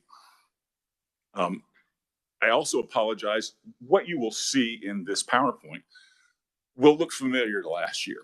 Some of it I will explain why it's similar, but a lot of it comes from the way that data is coming to us from the federal system and the slowness of some of that. So I put it up there mainly to refresh your recollection about what has been the federal perspective of this data that we're going to be talking about. But I want to then compare it to where we are more currently thinking things are in the state of Kansas at the KBI, with the goal sort of making that cross presentation. But we just don't have the best data from the FBI. They've got a new system that they're still struggling, I think, with to try and get it to do what they want it to do. But we'll talk about that. I think also there are some things that are different from last year. The trends are similar from an overarching perspective. However, we're seeing some sort of targeted things that are causing us great concern and giving us attention. And we are both going to advise you of those and also advise you of the things that we are doing to try and adjust what we're doing to meet those threats.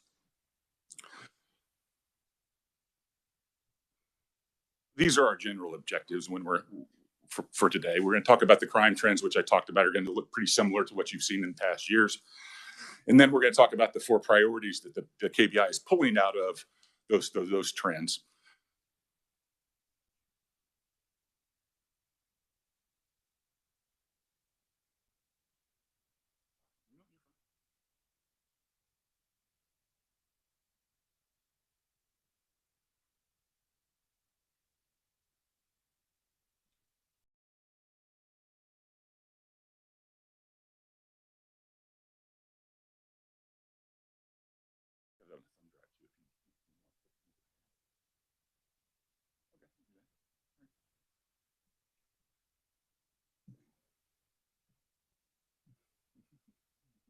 Where it was, because this is not moving now.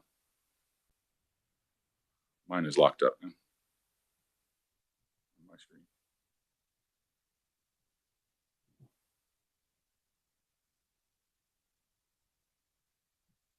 I'm locked up on my screen if you know how to unlock it. It is not unlocking.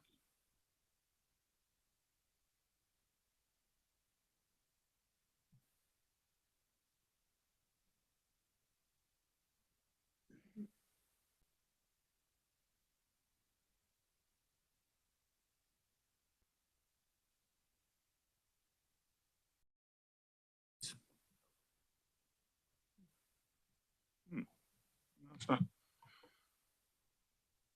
an overcomable issue.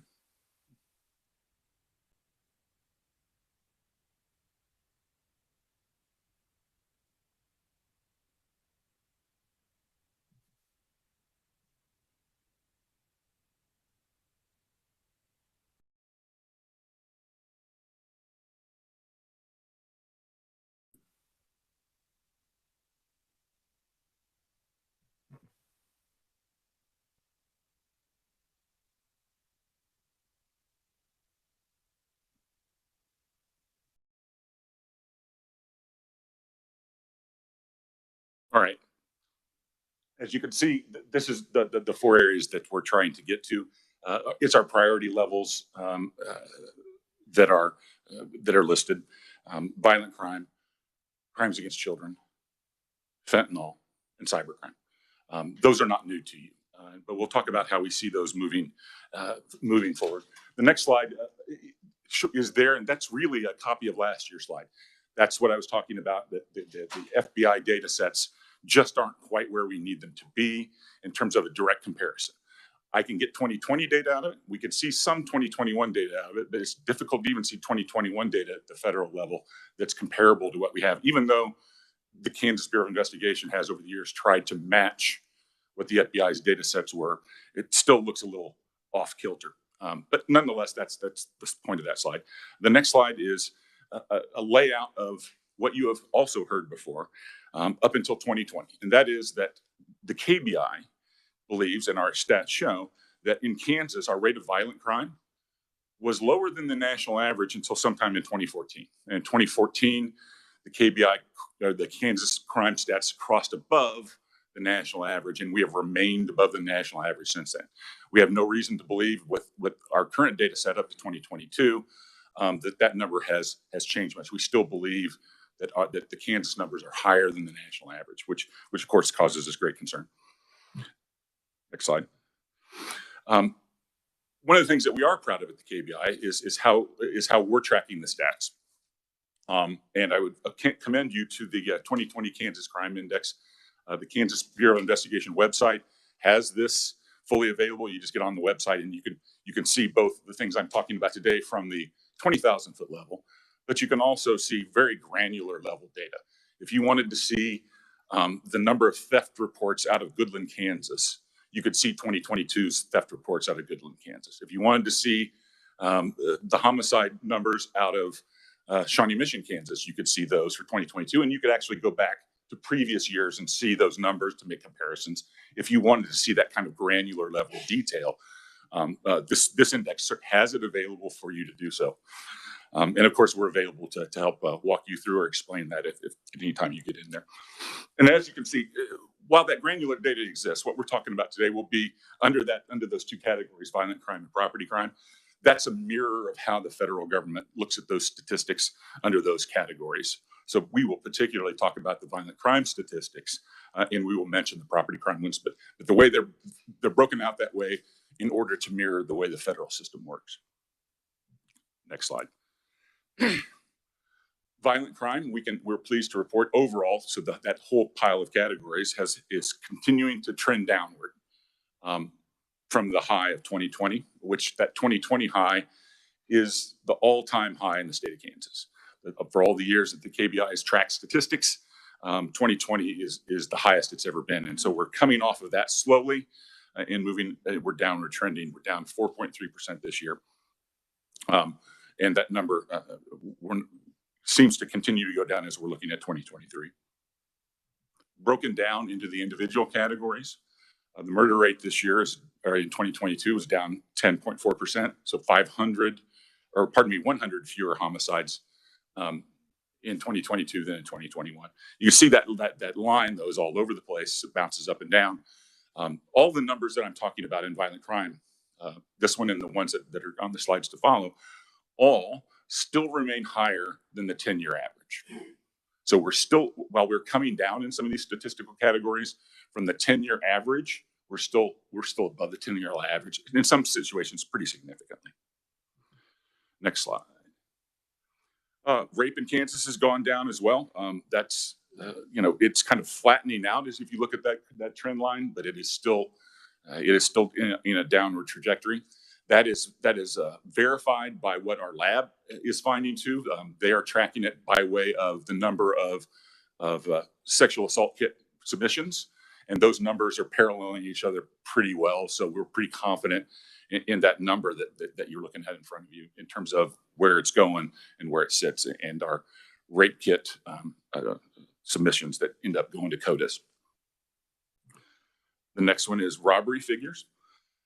Robbery figures also should be going down, and that trend has been significant over quite a few years now. The sociologists and the criminologists that sort of love to dig into this data are starting to come up with some theories. They're not of one mind yet, but one of the theories they have about why that number is going down is the work from home trend, believing that robbers are less likely to engage in a robbery when somebody's actually at home, and therefore that's one of the reasons why it goes down. Yes, sir. Could you quickly explain, especially for those folks that may listen to this later at home, the difference between burglary, robbery, and theft? Burglary is with the intent to commit a felony, entering a building that's empty. Robbery is either entering into a building that's occupied or taking something from force from somebody, like a strong arm robbery, taking their purse at gunpoint or knife point or just by physical capability. Robbery is a violent level crime because it involves taking something from a person. Burglary is considered a property crime because it is entering in a place where usually there isn't a person. And theft is just the stealing of property that doesn't belong to you at any level, whether it be under a robbery or under a burglary. You would charge the theft as part of that as well. I appreciate that. Sometimes people will say, well, when I got robbed, or I think I've been robbed. Yeah, I concur. A lot of times you hear that those terms are used they intermingle those terms, but from a legal perspective, you're right. There's certainly a distinction. Robbery being the property crime that's considered much more serious and much more violent, and therefore is punished at a much greater rate. The next slide, and this slide is one that still stays very high, and accounts for probably the reason why our violent crime numbers are still above the 10-year average. The big part of it is the very high level of aggravated assault battery as compared to 10 years ago, 9 years ago, and so on. It has come down about 500 last year, so the numbers keep moving on a downward trend. And we'll see how that goes, but just wanted to show you that one is the last piece of the violent crime segment. Next. This is the property crimes index line. So it shows all the property crimes put together, and you can see there's a significant downward trend over the last 10 years. And again, when you look at the data and when you read the scholastic reports by criminologists and folks that think about this stuff on a regular basis, they really don't have a unified theory about why those numbers are going down, not only in Kansas, but across the country. They think that there are several things that are at play. One, people are not reporting as often as they used to. They don't have the significant trust that the law enforcement organization that is in their community is going to be able to solve the crime, so they don't pick up the phone and call 911 or don't walk in and make a report that would then be shown in these statistics. The other area that we have just started to see a little bit of, property crime index not only includes theft from a person, but it includes theft from a business. And we are seeing now that some major retailers are not reporting their shoplifting numbers or small crimes that happen in their facilities for business reasons that remain their own business reasons.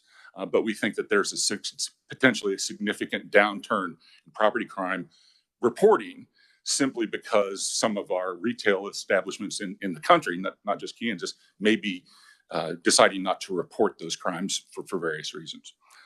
So that may indicate some of the downward trend. The experts aren't entirely sure on that yet, so I don't have 100% confidence in telling you that, just to give you sort of an understanding of kind of where the field is right now. I'm thinking about it.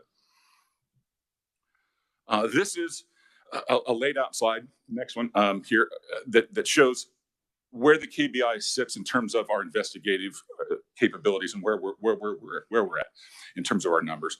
The blue number is our full investigations. So those are where the KBI either initiates a case on its own or takes a case from a local referral, and then it becomes our case.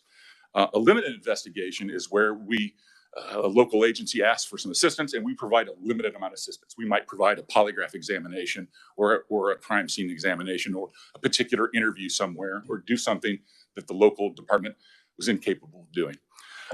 Director Mativi wants to keep seeing those numbers both go up. He has taken it upon himself and brought some staff along to various ones to attend all of the sheriff's department local or regional meetings. They break into 4 regions and have yearly meetings. The chiefs of police have meetings that are regional. The Kansas Police Officers Association has meetings as well. He is doing his darndest to make those meetings, to have conversations with the chiefs and the sheriffs and the line level officers about what they need. And he's found several things. He's found, first of all, that he would tell you that about 70% of our law enforcement organizations in the state of Kansas have 10 or fewer officers, 10 or fewer guns and badges on their department, and 50% have 5 or fewer. And one of the examples that I'm aware of that sort of point why the KBI is important to get involved in some of these things and why we want to say yes as often as we can to helping them. You may be familiar with an incident that occurred last year out in western Kansas. A robber he was alleged to have murdered somebody and alleged to have robbed a couple places. He and his girlfriend were traveling across country. They were from Phoenix. I think the law enforcement in southeast Colorado first sort of figured out who they were and were following them, chasing them. They were running, came into Kansas. Clark County picked up the pursuit, worked its way all the way to Dodge City, where he was finally stopped, and there was a shootout, and the suspect was killed. He returned fire or fired at us first, and 2 Clark County deputy sheriffs were hurt, and they're all right. They're going to be fine. But those 2 Clark County deputies were the entire day shift of the Clark County Sheriff's Office. So their ability to respond to anything during the day all of a sudden is gone for some period of time until the officers recuperated. That's the kind of department, that most of Kansas has that's protecting and serving them.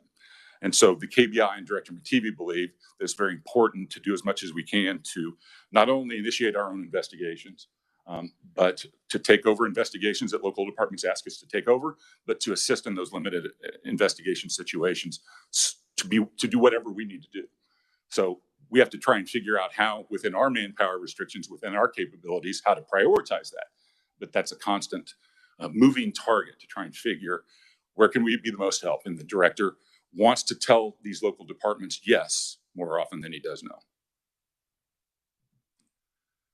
All right, the first particular area I'd like to talk about then is crimes against children. This is an area that I know you all are familiar with. You've been briefed on before.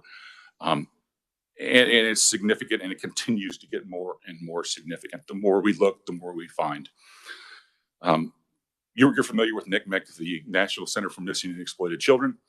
They're the quasi-governmental organization that intakes as much of the data sets as they can, both about missing children, about crimes where children are the direct victim of sexual assault, and child pornography, what they now call CSAM, child sexual abuse material. Next slide. The numbers keep going up. 2022, 80,000 reports, up from 2020, 2021 on just online enticement. And I'll talk about what online enticement is as compared to sextortion here in just a couple slides. Actually, on this slide, the goal of the offender in an enticement case is to get sexually explicit photos. As you look at that slide, you'll see something that it's almost 60%, where it's just to get sexually explicit photos. What the data shows is that the vast majority of those victim targets are young women. Now, compare that to the next slide, which is sextortion. And the motive there is financial. It's to get pictures of a compromising nature and then extort that young person to give them money or give them access to somebody else. That's a financial goal. And that, generally speaking, pool of victims tends to be young boys. So the difference between the two is the end goal, right? The end goal of one is sexually explicit material. The end goal of the other is financial gain. And so their targets are somewhat different. That makes our job difficult as well, because we don't have an easily identifiable target pool. There's the number of children in Kansas, they're all at risk. And no matter how much we try and teach them, they want to use the tools that are in our pockets. They want to use their social media capabilities. They want to chat. That's how they communicate with each other. That's how they deal with each other. And the predators are taking every advantage of that to pretend like, hey, I'm that guy you saw at the high school football game last week. Hey, I'm a friend of so-and-so's. They use that networking that social media makes so easy, that the devices in our pockets make so easy. They use them to exploit our children. And those numbers keep going up and up and up. The KBI breaks it into two categories for broad thinking. The first category we sort of think about is what are called Jessica's Law cases. That's where there's actual physical sexual contact between a predator and a child. The Jessica's Law basically is enhanced punishments, and the victims are under 14 years old, and the perpetrators are over 18. That's the Jessica's Law bracketing. We have 6 agents that work that, 2 assigned in each of our 3 regions, as you can see from the slide. They average 35 investigations a year. This last year, they had 71 that they were engaged in, either that we initiated, that we picked up from a local department that asked us to help, or that we provided some limited resource capability to that department. Maybe we provided a forensic examiner or something like that. So there were 71 last year that these 6 agents and 1 supervisor dealt with. So you can see that that's a pretty significant load. Those are complicated cases that are difficult to deal with, and they take time, and they have to be done exactly the correct way, especially when you're dealing with children of minor years and their ability to testify and remember. There are a lot of things that have to be very carefully handled. The other piece that we break that into are the child victim task forces. This body gave us the authority and the money to establish the Northeast Crime Victims Task Force. It was stood up in 2019. At the time they stood up, and they continue to have a backlog of referrals that come to them that they are unable to completely deal with. At the same time we stood up the Northeast Child Victim Task Force, we realized that the other 2 areas needed them as well. You provided with enhancement funding last year the ability for the KBI to stand up the West Task Force, where we believe there's a significant problem, where there are at least 200 referrals that need to be dealt with. And we're in the process of that now. We have a class of 9 special agents going through our academy, and 3 more on the way. A significant number of them are going to be assigned to handle this sort of work. The child victim task forces deal with all the cyber crime stuff. They don't deal with the actual physical touching. They deal with the fact that they're victimized online through sextortion or enticement, or the fact that they've become victims by way of child pornography. We find, and this is a startling number, that about half of those cases in Kansas, we can eventually show there's actual physical touching or physical harm to a child in the state of Kansas. So these numbers have significant correlation. We are going to be asking you during this coming session to complete the 3 parts, to ask for funding and the capability to have a child victim task force in the southeast part of the state, located in our Pittsburgh office, because we see, again, the same types of numbers there of unaddressed situations where children are victims of these crimes. Director Mativi and I were down at one of those meetings I referred to with the local law enforcement agencies in the Pittsburgh area, and they unanimously believed it was an issue down there that they didn't have the full capability to handle, and were asking for help. One of the other pieces that exists inside this, and I know you've been briefed about this in the past as well, is what the KBI and the DCF can do together to address some of these issues regarding our at-risk children in the state. Of course, you know that DCF gets about 70,000 referral calls a year, and about 30,000 of those end up being at least allegations of physical or sexual abuse or where they're not being handled appropriately as children. And of course, there's been a relatively recent case in Topeka that I know you're all familiar with. The KBI continues to believe, as I'm sure our partners at DCF continue to believe, that we need to get to a point where we try and use our joint resources to address the issue as much as we can. The State Child Death Review Board has made that recommendation. I know some in this room probably make that same recommendation. We are working toward that. Of course, funding and prioritization become issues that we have to deal with, but we do want to advise that we are still in talks about how to deal with that and how we can move forward in a way that both of our agencies can make a better difference to our at-risk kids. The next slide is not new, but it is new. You all know what the high-intensity drug trafficking region is, and that Kansas is part of the Midwest organization. This summer, they released their annual, their every so often report, where they have now changed their current recommendation or their current advisory position. They now have put fentanyl as the most dangerous illicit substance in the Midwest area, to include Kansas. They base this on a number of things that they've seen, both law enforcement input information, as well as what they see from the court system, as well as what they see in their own cases that they work. Fentanyl has become the overriding priority for a lot of reasons that we'll talk about. So from their perspective, from the Attorney General's perspective, from Director Mativi's perspective, to our line agents and analysts and scientists' perspective, this just keeps getting bigger. Now, I say that carefully, though, because methamphetamine is still the drug of choice in the state of Kansas. I mean, we want to focus on the fentanyl issue and try and address it. But we also cannot simply say that all the other drug problems have gone away, because you will see in a slide or two that the number of submissions to the Kansas Bureau of Investigation lab still is, the majority of them are methamphetamine findings and marijuana findings. Fentanyl is now past cocaine in terms of the number of cases or positive tests that we have. So fentanyl is moving up, and we believe it will continue to move up. Next slide. And this is the sort of the point that we can't forget about methamphetamine being an issue. One of the things that the HIDA found in the state of Kansas was that there are approximately 71 drug trafficking organizations, what we might normally refer to as cartels, but not always. Sometimes it can be local. Groups that are trafficking drugs, particularly fentanyl in the state of Kansas, 71. 31 that HIDA classified as violent, so that their activities, more often than not, also involve the use of guns, the use of intimidation, robbery, all the things that come along with what we would consider violent. 31 violent drug trafficking organizations in the state of Kansas, and their primary drug now is fentanyl. Why? Money. Fentanyl is a synthetic opioid. It's cheap and easy to make.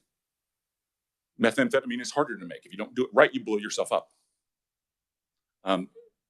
Fentanyl, once the precursors come into Mexico, they can make it in Mexico very easily and transship it very easily. I know in the testimony this morning, you all spoke with Colonel Smith, and he talked about the interdiction efforts of the Kansas Highway Patrol, and talked about the issues that we're seeing jointly, the modalities issue. Some of this, the drugs that are coming into Kansas come by way of an order on the dark web to a drug provider that is then put into UPS, and UPS ships it to an address, and they open the package like you would open the package you get from UPS, and inside it are fentanyl pills. So we're trying to figure out new ways to interdict these new and current ways by which drugs are being brought into the state and being abused in our state.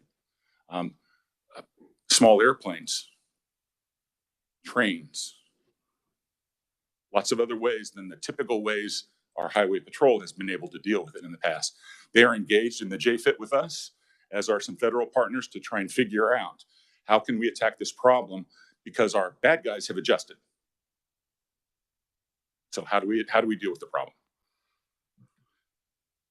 Here are a couple of the slides that I want to show you, and they're what I mentioned earlier, which was that the KBI lab has seen the uptick in fentanyl submissions. You can see at the end of that category there in fiscal year 23. We're up to 953 in fiscal year 23.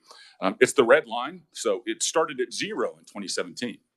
The first time I ever heard about fentanyl was the rock and roll artist Prince was the first, had died. He died of a fentanyl overdose in 2016 or 2017. I'd never heard of fentanyl until then. Although my anesthesiologist brother-in-law says that it was a commonly used and very effective drug in hospitals, and they still use it today. Of course, they're dealing with properly dosed, properly regulated, medically trained situations where it's a very valuable drug. That's not the case here, right? But for fentanyl overdoses, we're just now seeing that start to uptick over the last 3 years. It came from 0, and we're at 953. But again, the point remains, look at the number above it.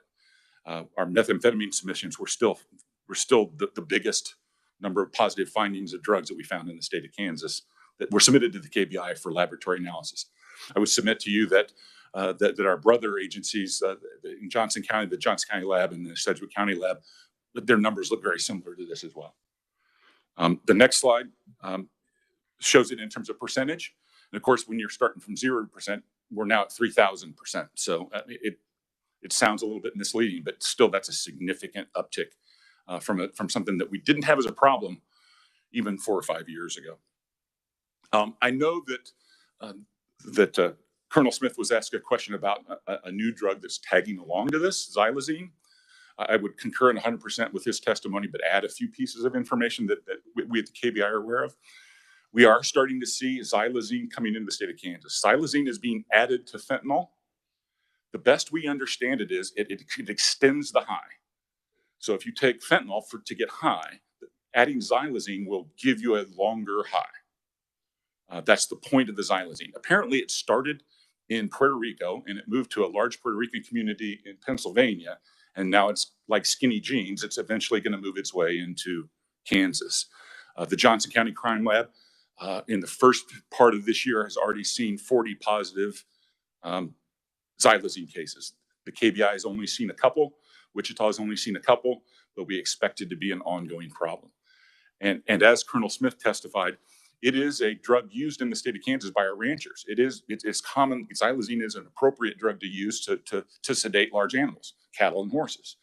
Our ranchers, if we start trying to deal with this by scheduling that drug, have some issues to try and figure out. And you have some issues to figure out as a legislative body to determine where the appropriate line is regarding xylazine as it starts to come into our country. And as the Colonel also testified, it's the ones, if you watch social media, where you see folks looking like zombies, all sort of collapsed over and just completely unresponsive. If you see those, that's the xylazine load over the top of the fentanyl that's causing that zombie-like behavior, according to the experts. And it is coming this way. It's also not very expensive. It's easy to get. So far, we do not see it being stolen from ranchers and being used in that way, or stolen from our veterinary clinics.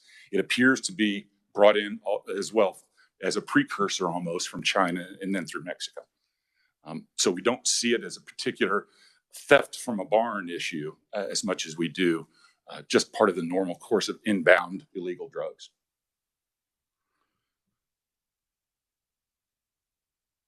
Last year, you all enhanced our budget and allowed us to start taking a harder look at some of the fentanyl issues. And we stood up, as the Colonel mentioned, the Joint Fentanyl Impact Team, the multi-agency approach, which I've also mentioned. Some of the specifics inside that we are using, we have acquired 4 canine units and the appropriate handlers, agents to deal with it. They were the first dogs in the state of Kansas that had the ability to detect fentanyl. And of course, that was a concern, and why it's taken a little bit of time is one of the worries about fentanyl is it does not take very much to cause an overdose, and we certainly wouldn't want to put a dog in a situation where we were intentionally putting it at risk of its own life by getting too close to it. And they found ways to mitigate those issues, and the people that are experts in that field are comfortable now at training dogs to alert to fentanyl at a certain level without putting them in too much danger of themselves being at harm. So we've done that, and there are a couple other agencies in the state of Kansas now that also have dogs that are capable of fentanyl.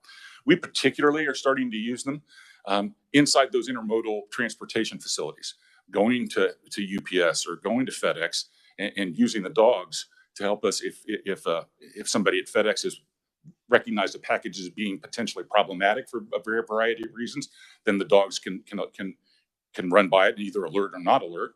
They don't alert, the package goes back into the chain of commerce and nothing more happens. But there are times where the dogs are starting to find in these intermodal transport systems the fentanyl that we've been worried about. That number there at the bottom, I think, is an important number, just like Colonel Smith said, in the terms of poundage that his troopers have collected since March of this year until just last week. The KBI has interdicted and seized 58,000 pills. I happened to be in the Pittsburgh office several weeks ago, just down there to talk about some other things. And two agents walk in with a Ziploc bag full of blue pills that ended up testing positive for fentanyl. It is a significant problem in our state, and it's reflected a little bit by that startling number and the colonel's startling number as well. One of the things that Director Mativi talks about in his talk is that the variancy in these pills. One pill may have enough to kill 10 people in it. The next pill may be nothing but filler. The next pill may have methamphetamine and fentanyl in it. The next pill may have fentanyl and xylazine in it. Our children and our people at risk that are taking this don't have any idea what they're getting.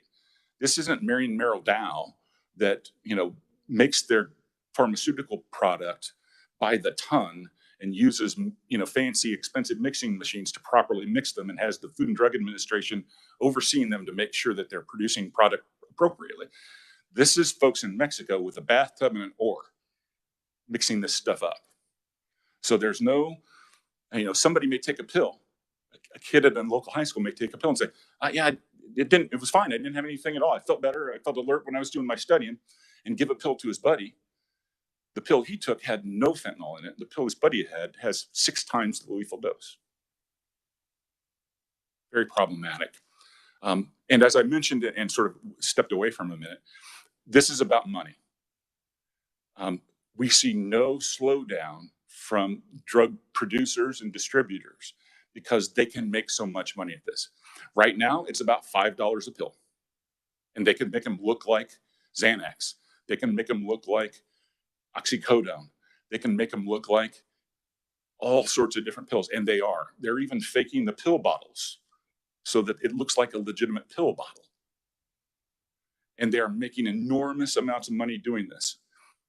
And as a capitalist group, they're going to continue to do that because their profit margins are largest in the fentanyl industry. That's how much it takes. You've seen this slide before. It does not take much to put somebody into an overdose situation. And as Colonel Smith mentioned this morning, the ability that we have now, both with Narcan and the test strips that you have authorized, are allowing citizens and allowing first responders to do a better job. We are saving more people that go into overdose now than we did last year. But now we're adding xylazine into it, which is not an opioid and will not respond to Narcan. So we take a step forward, we start to win a little bit of the fight, and then we take a step back because the bad guys adjust. New things happen. That's why it's a particular priority for the KBI. And I know it's a priority for you all as well. These two young men are both not with us anymore. Their parents have authorized us to talk about it. The young man on the left is the son of an undersheriff who was found dead of an overdose fentanyl. The young man on the right is the son of a experienced and longtime KBI agent who worked drug cases in Pittsburgh. Woke up one morning, went downstairs and found his son dead. This is different than you may all remember as methamphetamine became an issue and we started talking about methamphetamine. You saw those public service announcements where there'd be one booking photo of a guy and he looked a little rough. And then the next booking photo 6 months later and he looks worse. And the next booking photo 6 months later and he doesn't have any teeth. And the next thing he's dead. That methamphetamine kills, but it kills over time. Fentanyl kills right now. The KBI agent's son had no prior behavior. Maybe, and we'll never know. I mean, maybe he thinks he's getting Xanax from his buddy to study for a test. He can stay up a little bit later, be a little more clear-minded about his studying. His father finds him dead. It can happen to all of us. If it can happen to a trained KBI agent that deals with drugs and knows what the signs are, it can happen to his son. It can happen to any of our community. All right, that's why that's a priority for us. It would make sense. Cybercrime is the next one that we wanted to talk about. And it also, it just continues to grow by leaps and bounds. While the numbers we talked about earlier on, violent crime numbers are going down, property crime numbers are going down, fentanyl is going up, crimes against children are going up, cybercrime is also going up.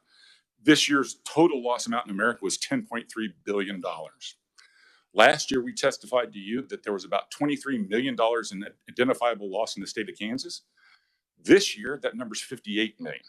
So from 2021 to 2022, we went from $23 million in probable loss to cybercrime in the state of Kansas to $58 million. We don't also see that number going down anytime soon. Now, those are, as you can understand and understand probably very well, how difficult that is to get our hands around. It's a global problem. The bad actor may very well be in a mobile home park outside of, Goodland, Kansas, or he may be in a basement in Minsk, Russia. Figuring out where our bad guys are is difficult. Also, figuring out sometimes where our victim set is can be difficult. But it all sits inside the number, which is $58 million in loss in the state of Kansas. It's a significant problem. You helped us establish in 2019 a cyber crimes unit. It is doing what it can at the rate it can. There are 6 agents working that $58 million problem.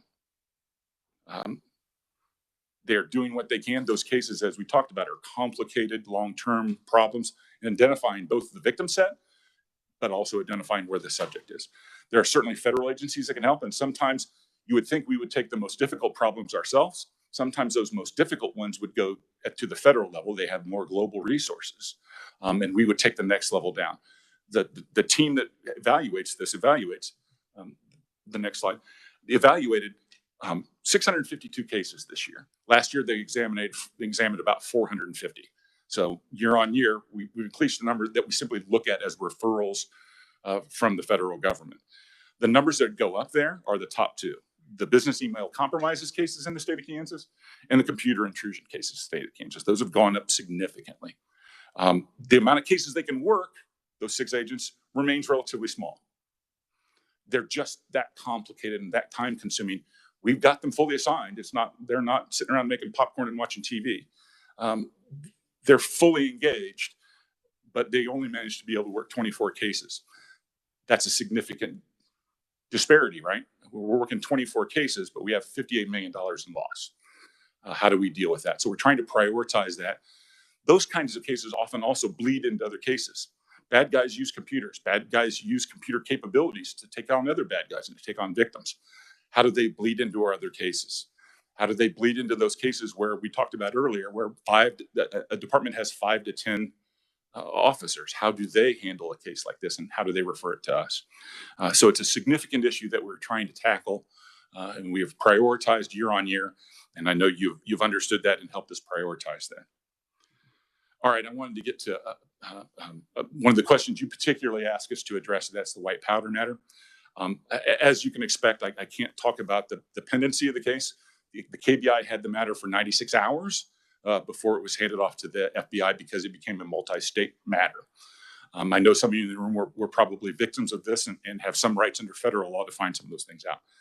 But I will talk to you about the effect it had on the KBI. Approximately all of our special agents were engaged in one way or another with this. We were fully responding from a special agent capacity to that incident for that 96 hours. Our scientific and administrative side, we're at about 75% load working this issue. We estimate that about $575,000 was spent dealing with that. That's salaries and gas and everything else. But about $575,000 of KBI resource was diverted to dealing with the white powder problem, mainly for that 96 hours. So it was a significant hit on us in that way. And it kind of opened our eyes, as did the Hestoness issue a number of years ago, that our capabilities aren't as deep as we'd like them. We were capable of responding barely to that event. If something else would have gone on at the same time, the KBI had no more investigative capability, no more response capability. The state of Kansas had no more hazmat responsibility or capability to deal with the white powder issue. What have we done about that? Internally, we're trying to streamline some things and trying to figure out how we can turn those resources faster when we get that telephone call, which we hope we never get again. We're also thinking about it in terms of our analytical resources and cadre. What can they do to help us predict or see over the horizon to the extent that we're able to prejudge what somebody might do, or to at least give warning that, hey, there's some things that maybe we need to be thinking about that can maybe mitigate the issue from the front side. The KBI has also reevaluated our internal mail handling process. I know that we've been in coordination with the Highway Patrol and the Capitol Police about your safety as well regarding mail handling here at the Capitol. So we're working through those issues, trying to figure out what the best resource capability is and what works and what might work. And we've talked to the federal government also about how they've dealt with those problems in the past. So that's a continuing course of conversation. The last piece of that that I would address is we are also in conversation with our fellow states regarding mutual aid agreements that are out there. What capability could we draw upon from our partners in Colorado and Nebraska and Oklahoma and Missouri should that situation occur where we really need them, and vice versa? Should they have that issue, what capability do we have to assist them? There are mutual aid agreements that exist, and we're trying to make sure that they will cover all the things that we're talking about. We're also examining that with regard to our federal partners that are in the state. What capability do they have? When can we draw on it? When can't we? What does the United States military have? They have some bomb capabilities, hazmat capability as well. So we're trying to work through some of those issues to try and be a little bit more refined about how we will deal with a problem like that in the future, should it arise. The last piece that you asked us to talk about was the ARPA funding regarding the interoperable communications equipment. As Colonel Smith told you, his number was way bigger. They obviously have a much larger issue regarding their communication across the state of Kansas, but we have a significant issue as well, and have been granted $771,000 to deal with that. We at the KBI are down to 2 vendors that were in the last part of trying to determine which is the best vendor. As you can imagine, there are some benefits to one and some drawbacks to one, and some benefits to the other and some drawbacks to the other. So we're trying to assess those against each other. We're in the final part of that, and by our deadline in November, we believe we will have selected the correct vendor for the needs of the KBI and for the requirements of cybersecurity in the federal government. And then we'll begin implementing that. One of the positives and negatives of that is one of those vendors can almost immediately enable the contract. The other vendor, it's going to take a little bit more time. So that's one of the factors we're thinking about is, how much time can we delay if we go with this vendor, and will that make it not as competitive a bit? So that's where we're at with the radio issue. In summary, I would say that as I started off, things haven't changed a ton in terms of the way we see the priorities, except we see our priorities continuing to get worse. We see the fentanyl problem, the crimes against children problem, and the cyber problem particularly as being increasing and both in complexity and in number, and that's therefore where we're trying to focus our resources. That concludes my remarks. I'll stand for questions. Thank you, sir. Questions from the committee, Senator Ware. Thank you, Mr. Chair. Well, there is a bit of good news in here. I see that the rates of rape are down. It does bring a question to my mind, though. For some time, I've been hearing, and I honestly am not sure which organizations it was in a reference to, but that there was an awful lot of a backlog of rape kits. Are you guys not being processed? Where do you guys stand on that? Generally speaking, we don't see that as an issue. There are a couple of jurisdictions that are still working through some to catch up to us, and we're doing some things to help them. For example, a lot of times those we get sent in, or those departments would bring them into us. We have now offered that the lab has acquired a better evidence vehicle, that we are taking more regular routes to some of those departments to pick those up and bring them back for examination ourselves in order to help them with some of those backlog issues. But I wouldn't say that from a Kansas-wide perspective, it's an issue. It's a jurisdiction here, it's a jurisdiction there that we're still working with to try and get them fully caught up. So 80% caught up? 75? 90? I'm not. I can get back with a better number from our lab folks. I don't have. I wouldn't hazard a guess about what that is. My sense was in talking to them that they're pretty comfortable with where it's at. I didn't ask to define what comfortable was. I'll get that information for you. If KBI could get those numbers for us and provide it to our committee assistant, We certainly will. We get that sent out to all the committee members. Yes, we will. Thank you. Representative Proctor. Thank you, Mr. Chair. So first of all, thank you for being here today. Thank you for the briefing and thank you for your service. This fentanyl thing. So, in Lansing, a gentleman, his son on Snapchat thought he was getting a Percocet, and his father found him dead the next day. The distribution in our communities, who are these folks? I mean, are these like, how are they getting a hold of it? How's it getting into our communities? And is it being distributed by, is it an organization or is it just individuals buying and selling? How's this working? My quick answer is I just saw an article this morning in the media. Montgomery County arrested 2 18-year-olds with several thousand pills. So it drives all the way down to the very local, very small level, maybe drug user that's trying to make money by selling what they can acquire. Of course, at a small department, that matters a lot to interdict and deal with those folks.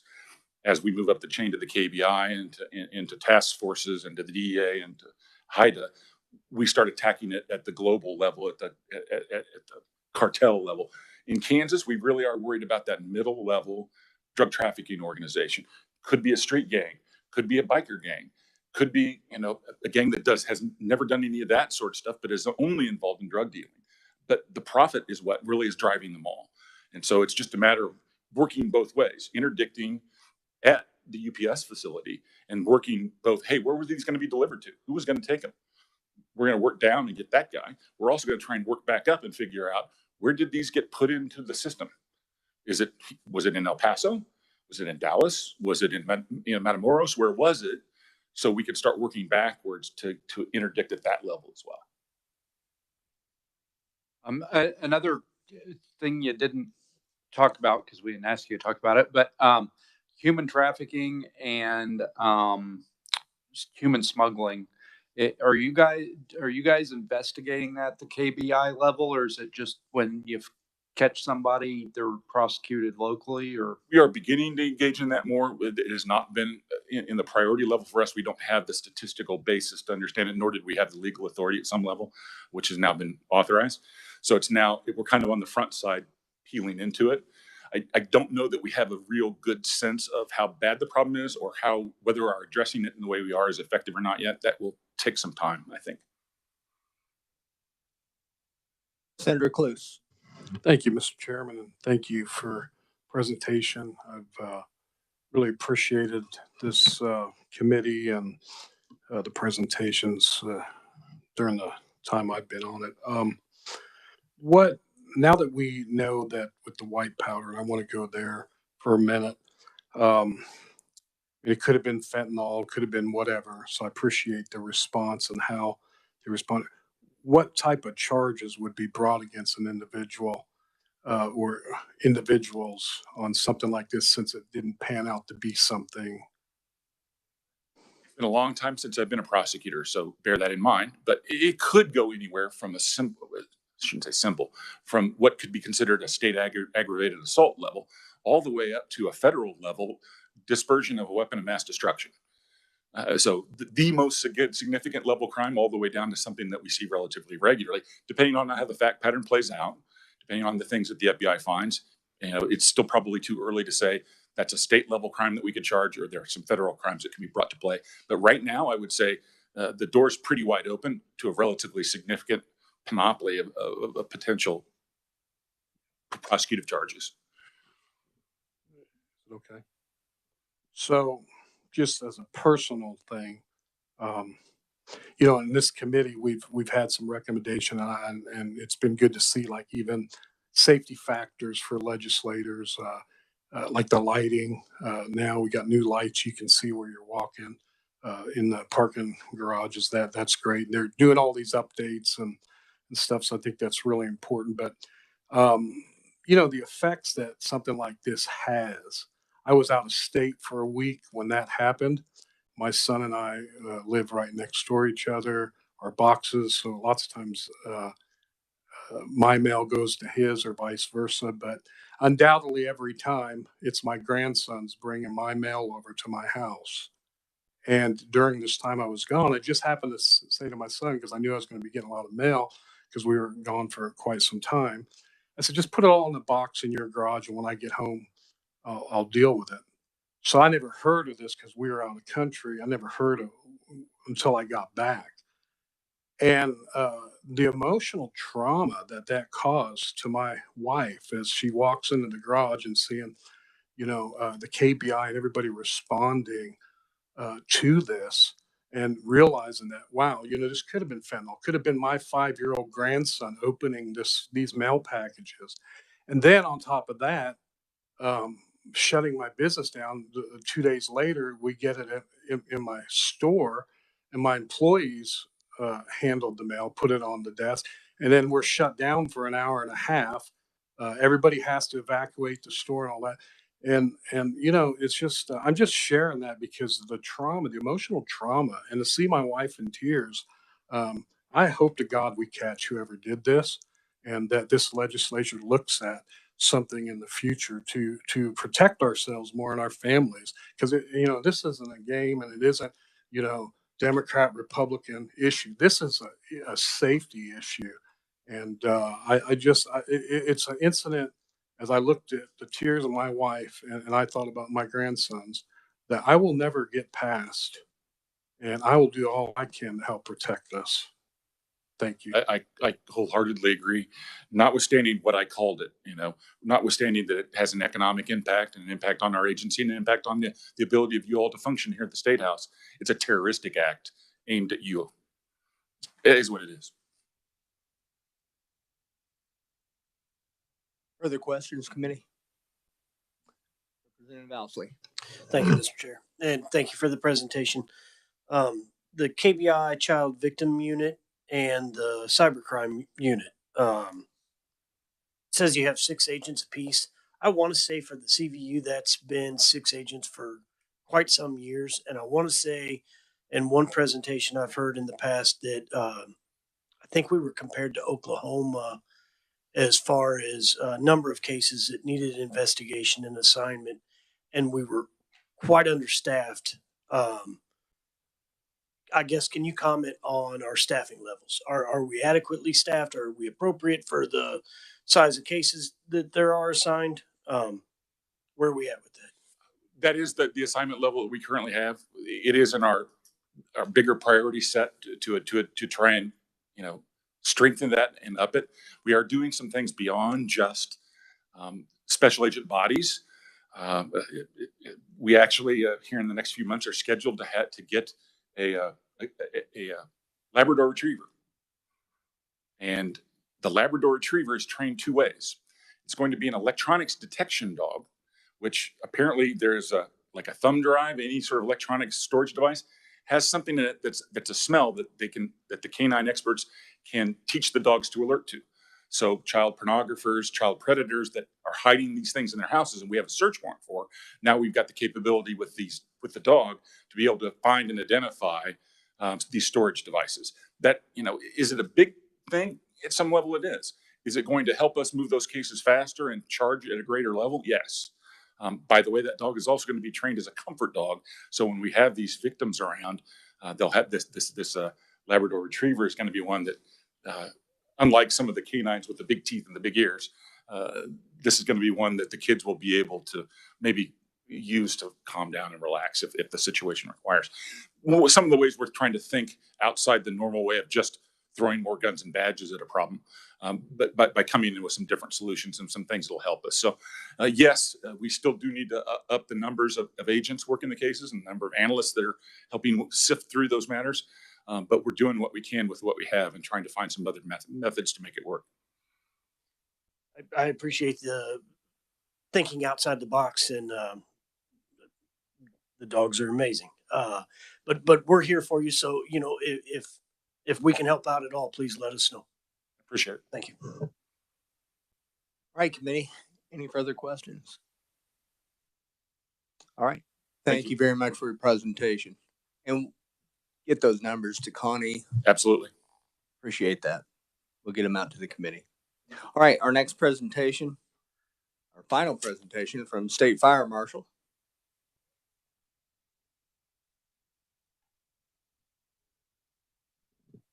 Thank you, sir, for being here today. Thank you very much for having me. Doug Jorgensen, State Fire Marshal for Kansas. And my part of the hearing today is to update the committee on our regional hazmat teams and what effect the white powder event had on them.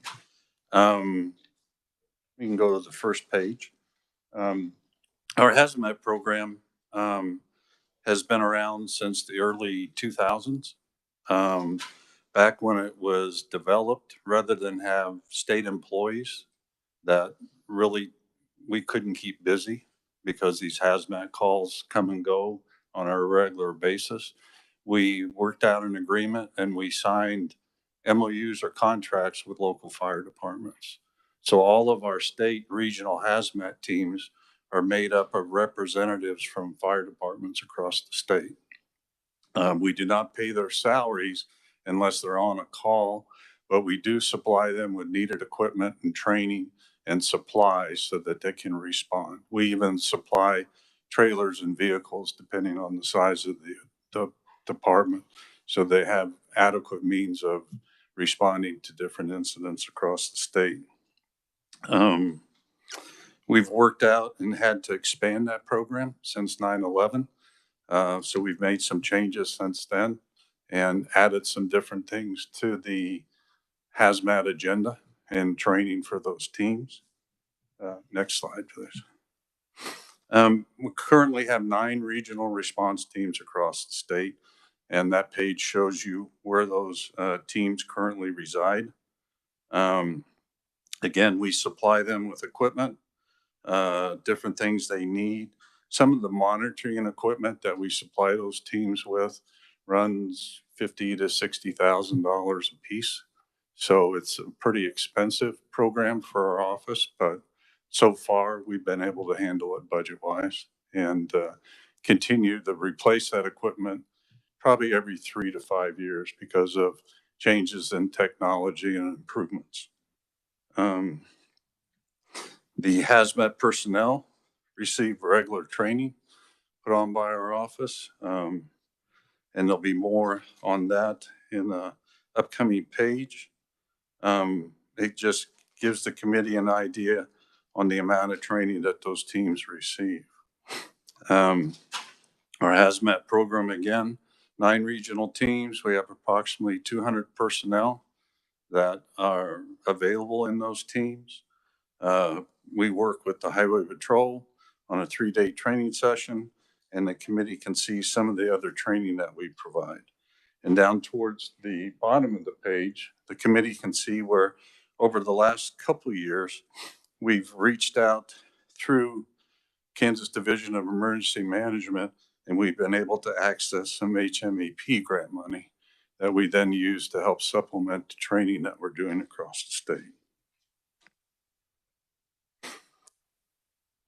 Just a little bit more detail on the program. Shows the committee some of the actual calls that the program has supported over the last few years and sort of what our projections are and going forward.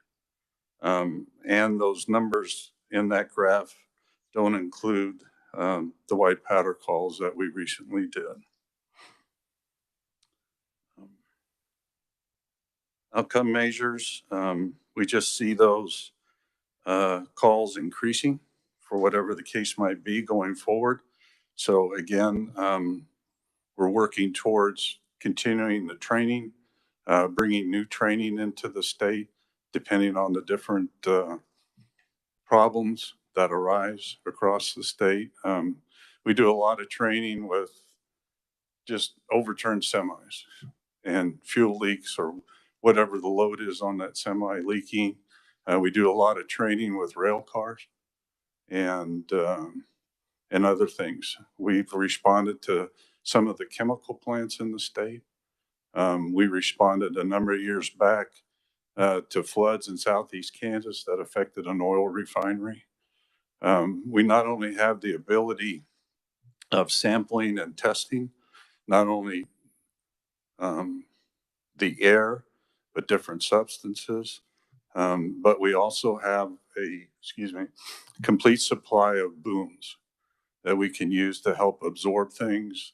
We have a boom system that we can lay out on a lake or a river to stop the flow of, like if it's an oil leak or things like that. So we're a little bit more versatile than just responding to chemical situations in the state. In order to contact our team, we've tried to make it as easy as we can. We have an 800 hotline that's answered 24/7 by the Highway Patrol Dispatch Center. They can call our office directly. And if it's after hours, our message tree gives them a specific number where they can contact the hazmat person that's on call. Impact of the white powder event for us, it was the first time the majority of our teams were working at the same time. Most of the time in the past, it's been a single response, maybe one team at the most, maybe two. So this was the first time we had 8 of our 9 teams actually activated for off and on for a week. We also had 7 to 8 other local agency hazmat teams along with federal teams involved. It was pretty manpower intensive there for a while. Our current estimate on the impact to our emergency response fund is still about $170,000. We've reimbursed about half the teams, and we still have a few more that we're waiting on some additional paperwork that the FBI has asked us to collect before we can reimburse them.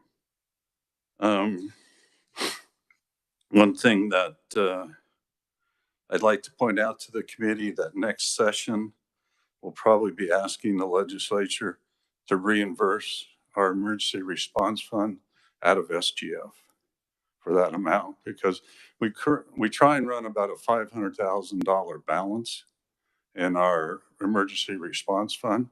And most of those single responses, we're able to recoup the dollars that we reimburse the local fire departments for. But in this case, even if somebody is potentially arrested or prosecuted, it's very doubtful we're going to be able to recoup those funds. So usually the money in that fund comes out of our major fee fund.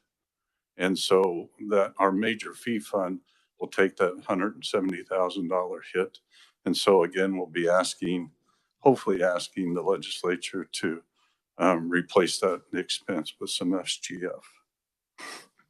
Lessons learned, large scale events like the white powder call, we've realized that we need better documentation and record keeping, not only by the teams, but by all the personnel involved. We're reviewing our current hazmat response procedures and adherence to established safety and response protocols by the teams. And then we're going to start adding some additional training and exercise and hopefully put a large scale multi-team type tabletop together so that we can improve our responses to these big events in the future. And with that, I'll stand for any questions. Thank you, Marshall. Can you give us an example where this type of response might be anticipated or expected outside of this event? You know, we used 100% of our available resources on that. What else might call for that? It could be a major disaster or tornado, a large one in a highly populated area. Again, working with different chemical plants, oil refineries, the different businesses in that area. It could be a radiological incident. We regularly train and participate with the Wolf Creek training events. So if it, again, I think requires all the teams or most of the teams, it'll be a very major event.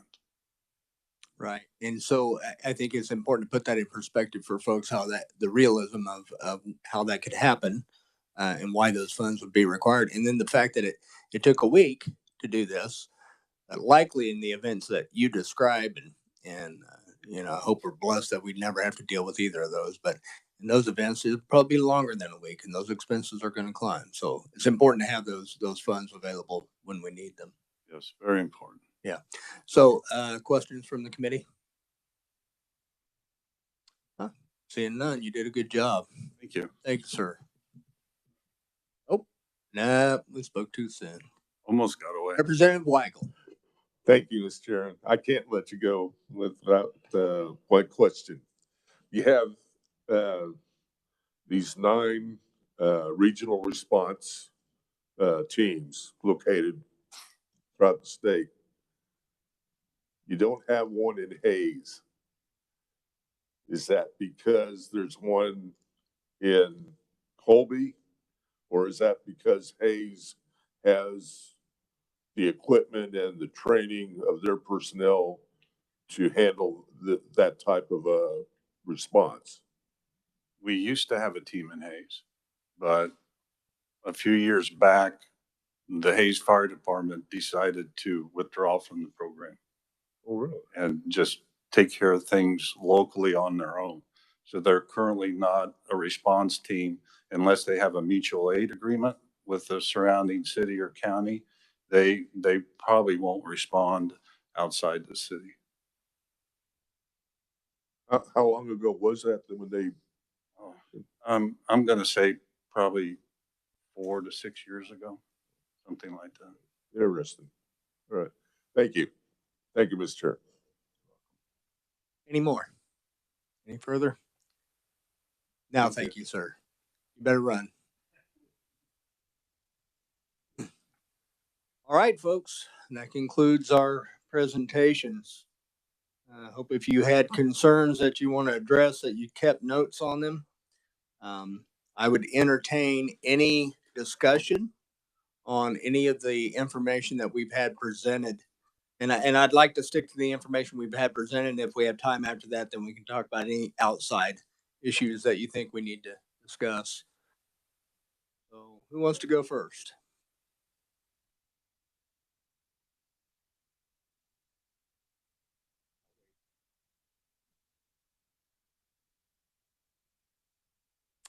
Cover over the last 2 days. We've not had any specific asks that I've noted for any of those. I will tell you that in a previous committee, Corrections and Juvenile Justice Oversight, we heard discussion about the need for agents in the KBI. It is. I'm too far away. The number of agents in the KBI and where we stand on that. I know that that KHP has an ongoing push to bring people in and retain people. And so that recommendation is being made. Outside of that, I'm not really hearing a whole lot. In addition, Senator Cluse. Thank you, Mr. Chairman. I guess we did have an ask, though, to replenish the emergency response fund this coming session. So I think that's something that we should pursue. And Marshall Jorgensen just told us about that fund. Yes. All right. Yes.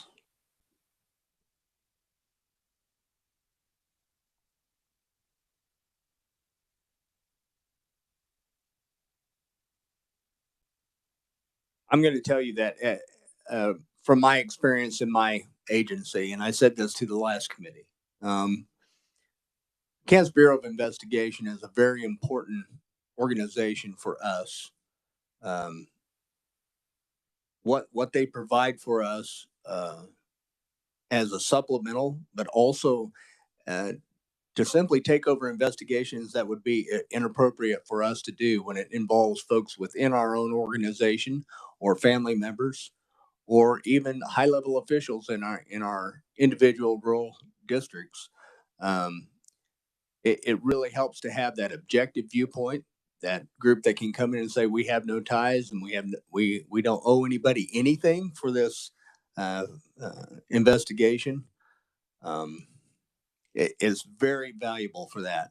Now they've been pretty limited what they could do up until recently. And so any considerations that we have out there, even if we don't make a recommendation as a committee, and I don't really know what that would look like structure wise if we made that recommendation, but anything that we can do to encourage that, to give them the resources they need to get those agents up and going. And I know the director,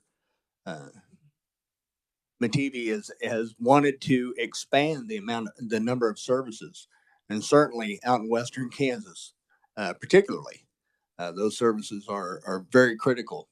And we can hear the horror stories, we can hear the sad stories, the tragic stories of the events that happen when a child is abused, and then that case sits there because they don't have the expertise to take care of that investigation. That's just a sad situation that we shouldn't allow to be, even one child out there having to wait months for somebody to come in with expertise to take care of that. So making sure we have those resources up front, I think, are very important. Any others? Vice Chair? I think we need to continue to support the Kansas Information Security Office. We just brought them in under state general funds, so they're not fee-based. I think those enhancements in that was a great deal. We heard about that today. We recommend we continue that. Absolutely. One of the things that I know I've dealt with, those of us who've been on the committee for a length of time, is the concerning reports we hear about cybersecurity within the state, right?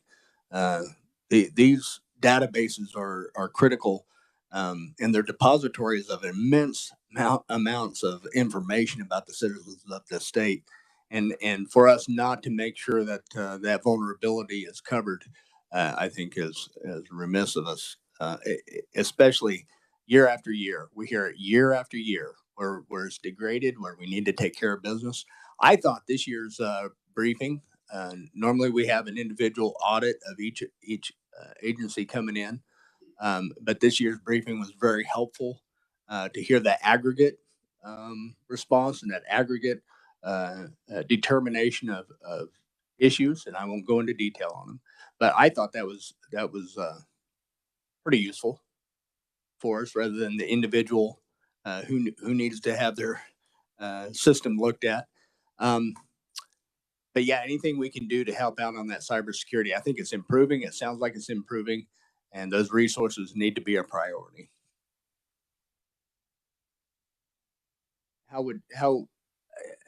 Specifically, I guess, the support we would give them on their asks. We give them an enhancement and change the way they're funded. I think we need to encourage folks to continue that and look at expanding that if necessary. All right.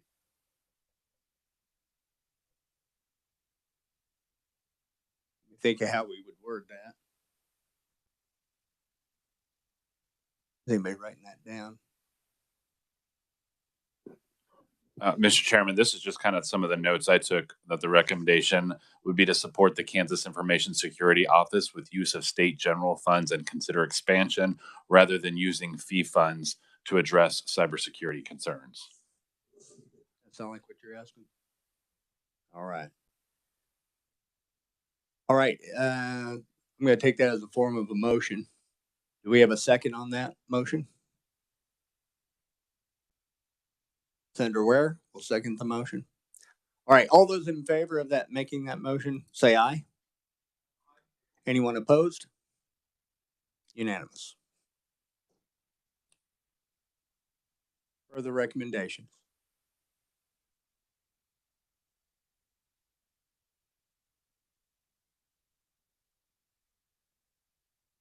Mr. Chair. Senator Peck. Thank you, Mr. Chairman. If I remember correctly, last session, in our recommendation, there was a suggestion of some type of training for legislators in the event of a breach, whether it's an active shooter or a mob type scene. Am I remembering correctly? I guess would be my first question. Yes, Senator. I believe that comes up just about every time we have a meeting. Is there a reason, Mr. Chairman, that I don't know of anything that has been implemented through Capitol Security or through the KHP? And I know that in visiting with them, they have talked about it, but is it on us or is it on them? I guess would be my point or question. And do we want to make that another recommendation? I have concern, Mr. Chairman, it's no secret. Anyone who's been to the Capitol can see that when we're on the floor, Senate or House, we would be very vulnerable from the galleries. And then the question would be, what do legislators do? Get under the desk, leave the chamber as quickly as possible? I do not know. Same thing with if there is a crowd of people, no matter what their topic is, they come in peaceful, but sometimes things get out of hand. Should legislators hunker down in their office, try to find a certain secure location? And I know that the Capitol Police are going to do their best to diffuse the situation as quickly as possible. But again, my concern is, I think I know what I would do, but you with law enforcement training might do something else. Some other legislator might do something totally different than you or I would do. And what's the right thing to do, I guess, would be the best thing, because we do not want to get in the way of our security team. And sometimes individuals in certain situations, legislators or private sector, with best intentions, actually make the job of the security, the law enforcement, more difficult. So again, I don't know. I just throw that out, and see if the committee wants to put that in a recommendation. Senator, would it be in line if we were to make a recommendation to the Capitol Police to put together a presentation and invite legislators and their staff, as well as other staff in the Capitol, to attend an informational in a venue of their choosing on those type of situations? Would that be what your expectation would be on that? That would be better than what we've done in the past. I would possibly urge that there be more than one session or one training, because if they establish a time and it's just not available, but I really want to go, maybe the second one or the next one timing would work out. I guess what I'm thinking, Mr. Chairman, working security at our church, and many churches who have security, they will actually have an active training. They will have a group come in and say, okay, if this happens in your church, and they will go through the motions, if you will, a mock session. I don't know that we do or don't want to do that, but I remember in school, the fire drills, the tornado drills, and it's sort of, if you will, muscle memory if you've been trained. So I'll tell you, in 2016, I attended a training here at the Capitol, where the Kansas Highway Patrol or Capitol Police actually came in and gave that training in 342, the old Supreme Court room. I was not a member of the legislature then, but I was an active shooter instructor. And so I wanted to see what kind of instruction was being given at the state level. So I came and attended that. There were 2 legislators and 5 staff members at that training. at that one training. It was very poorly attended, but I don't know why it was poorly attended, whether it was folks who just didn't believe that it was necessary information or if it wasn't well advertised, I don't know. But I was surprised how poorly attended it was. That's not to push one way or the other on this subject matter. I think it ought to be available regardless, and hopefully in a large enough venue that we could accommodate an overwhelming population of us to get there and get through that. I think it's a great idea. I've always thought it should be done, but I'm not certain, Senator, that we've approached it from the point of view that the committee make the recommendation to Capitol Police directly, or if we should go through leadership to make that happen. However, it's most likely, Mr. Chairman, to accomplish this. And 2016, I was here. I was in the House. I didn't know anything about the training, and that was 7 years ago. We were in a different world, sadly, than we were 7 years ago. So, however the committee thinks is best. I'm one member of the committee. I would like to see this done personally, so I know what to do, but also so I know if another legislator is going in a wrong direction, possibly I could redirect them in an emergency situation. And I hope we never face it. I really, really hope we never face an emergency situation as we're talking about. But the reality is we could. I think it would be my opinion, and we can have discussion about this, all right? But my opinion is going through legislative leadership to make that happen, I think would be appropriate and maybe more effective. But what do y'all think? Input. Senator Ware? I think it, excuse me, I think it's a great idea. And I agree with, and we rarely do, but I do agree with Senator Peck that whatever method seems to be the most likely to succeed. Yeah, and things have changed dramatically since 16 or even since, 3 I think the years level ago. of education has changed. Yeah, for- in for the nation. many things, in many ways, many sad occurrences. And so Representative Proctor? I would agree, and I think it's appropriate to make it a recommendation of the committee to the, to the House leadership or the House and Senate leadership that, that we pursue this. I think the voice of the entire committee, having heard, this 2 days of discussion, I think that's an appropriate recommendation to make. Very good. Senator Kluse? I would just add to Senator Peck's comments of we just need to present something. We need to be intentional about it. Otherwise, we're going to be here next year and you're going to be bringing it up again. Thank you. Yeah. Anyone else? If I made the motion, or I will make a motion and we can have discussion, I'll make a motion that we recommend to House and Senate leadership to organize and provide a venue for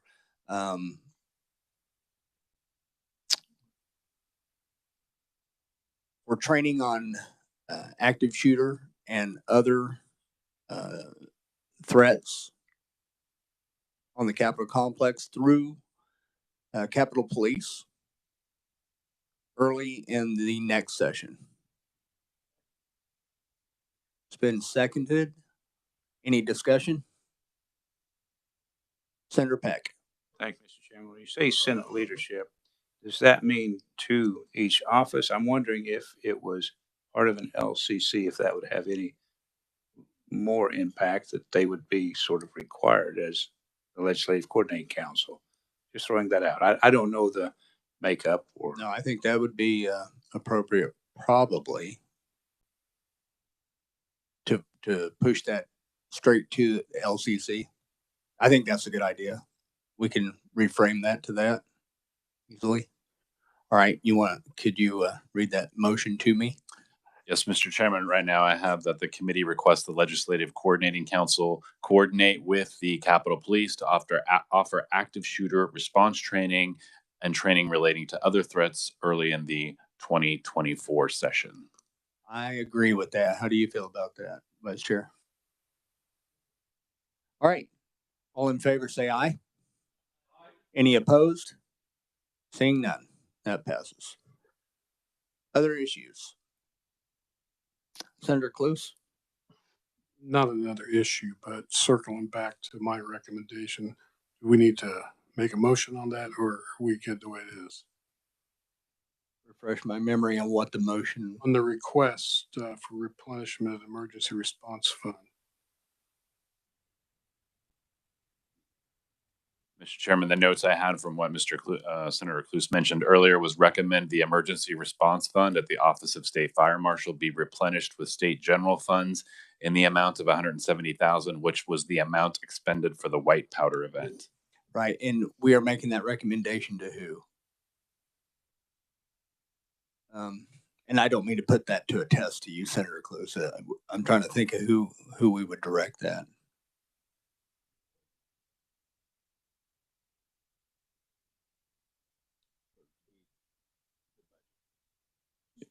Mr. Chairman, some options could be to make that recommendation to the legislature, or you could call out and make that recommendation to House Appropriations and Senate Ways and Means committees. Senator Peck. Thank you, Mr. Chairman. I was thinking in terms of what our staff make the recommendation to Ways and Means and Appropriations committees, and then they will make the determination what they do or don't. But this way, they know that a legislative committee, an interim committee, a joint committee has discussed the issue and is making a recommendation. Would that satisfy what you're looking for there, Senator Cluse? Yes, thank you. All right. So we'd make that recommendation to Senate Ways and Means and House Appropriations. Do we have a second on that? Senator Peck, all in favor, say aye. Aye. Any opposed? Unanimous. Next issue? Yes.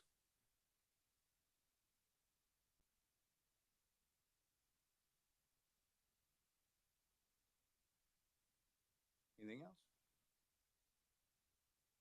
Okay. Sorry, Mr. Chairman, I did have a note and I just wanted to, I thought this might have been a recommendation you were forming, but I just want to clarify. You had said something about recommend resources be committed to KBI to expand the services that support local law enforcement agencies, particularly related to child victims. Right, and I know that we had a recommendation back in October of 2022. We heard a little bit today about the West sector.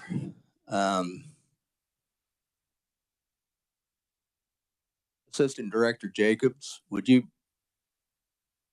help me out with this one?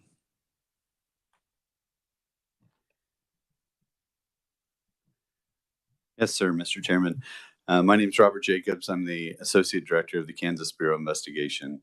So specifically what we discussed in our presentation and what we would be looking for in an enhancement request next year would be to finish out our third section of the state. We have a Northeast Child Victim Task Force that's based here in Topeka that covers those types of crimes in the Northeast area. Last session, we referred to trying to stand up the similar task force in the western side of the state. We received money to do that. This year, we'll be looking to finish out the state by establishing a task force in the southeast area of the state. Yeah, and that's so we have Northeast covered the West, and now we need to finish with the Southeast. My area, and I completely reversed that. I appreciate that. So that's will be in our enhancement request for this year. Very good.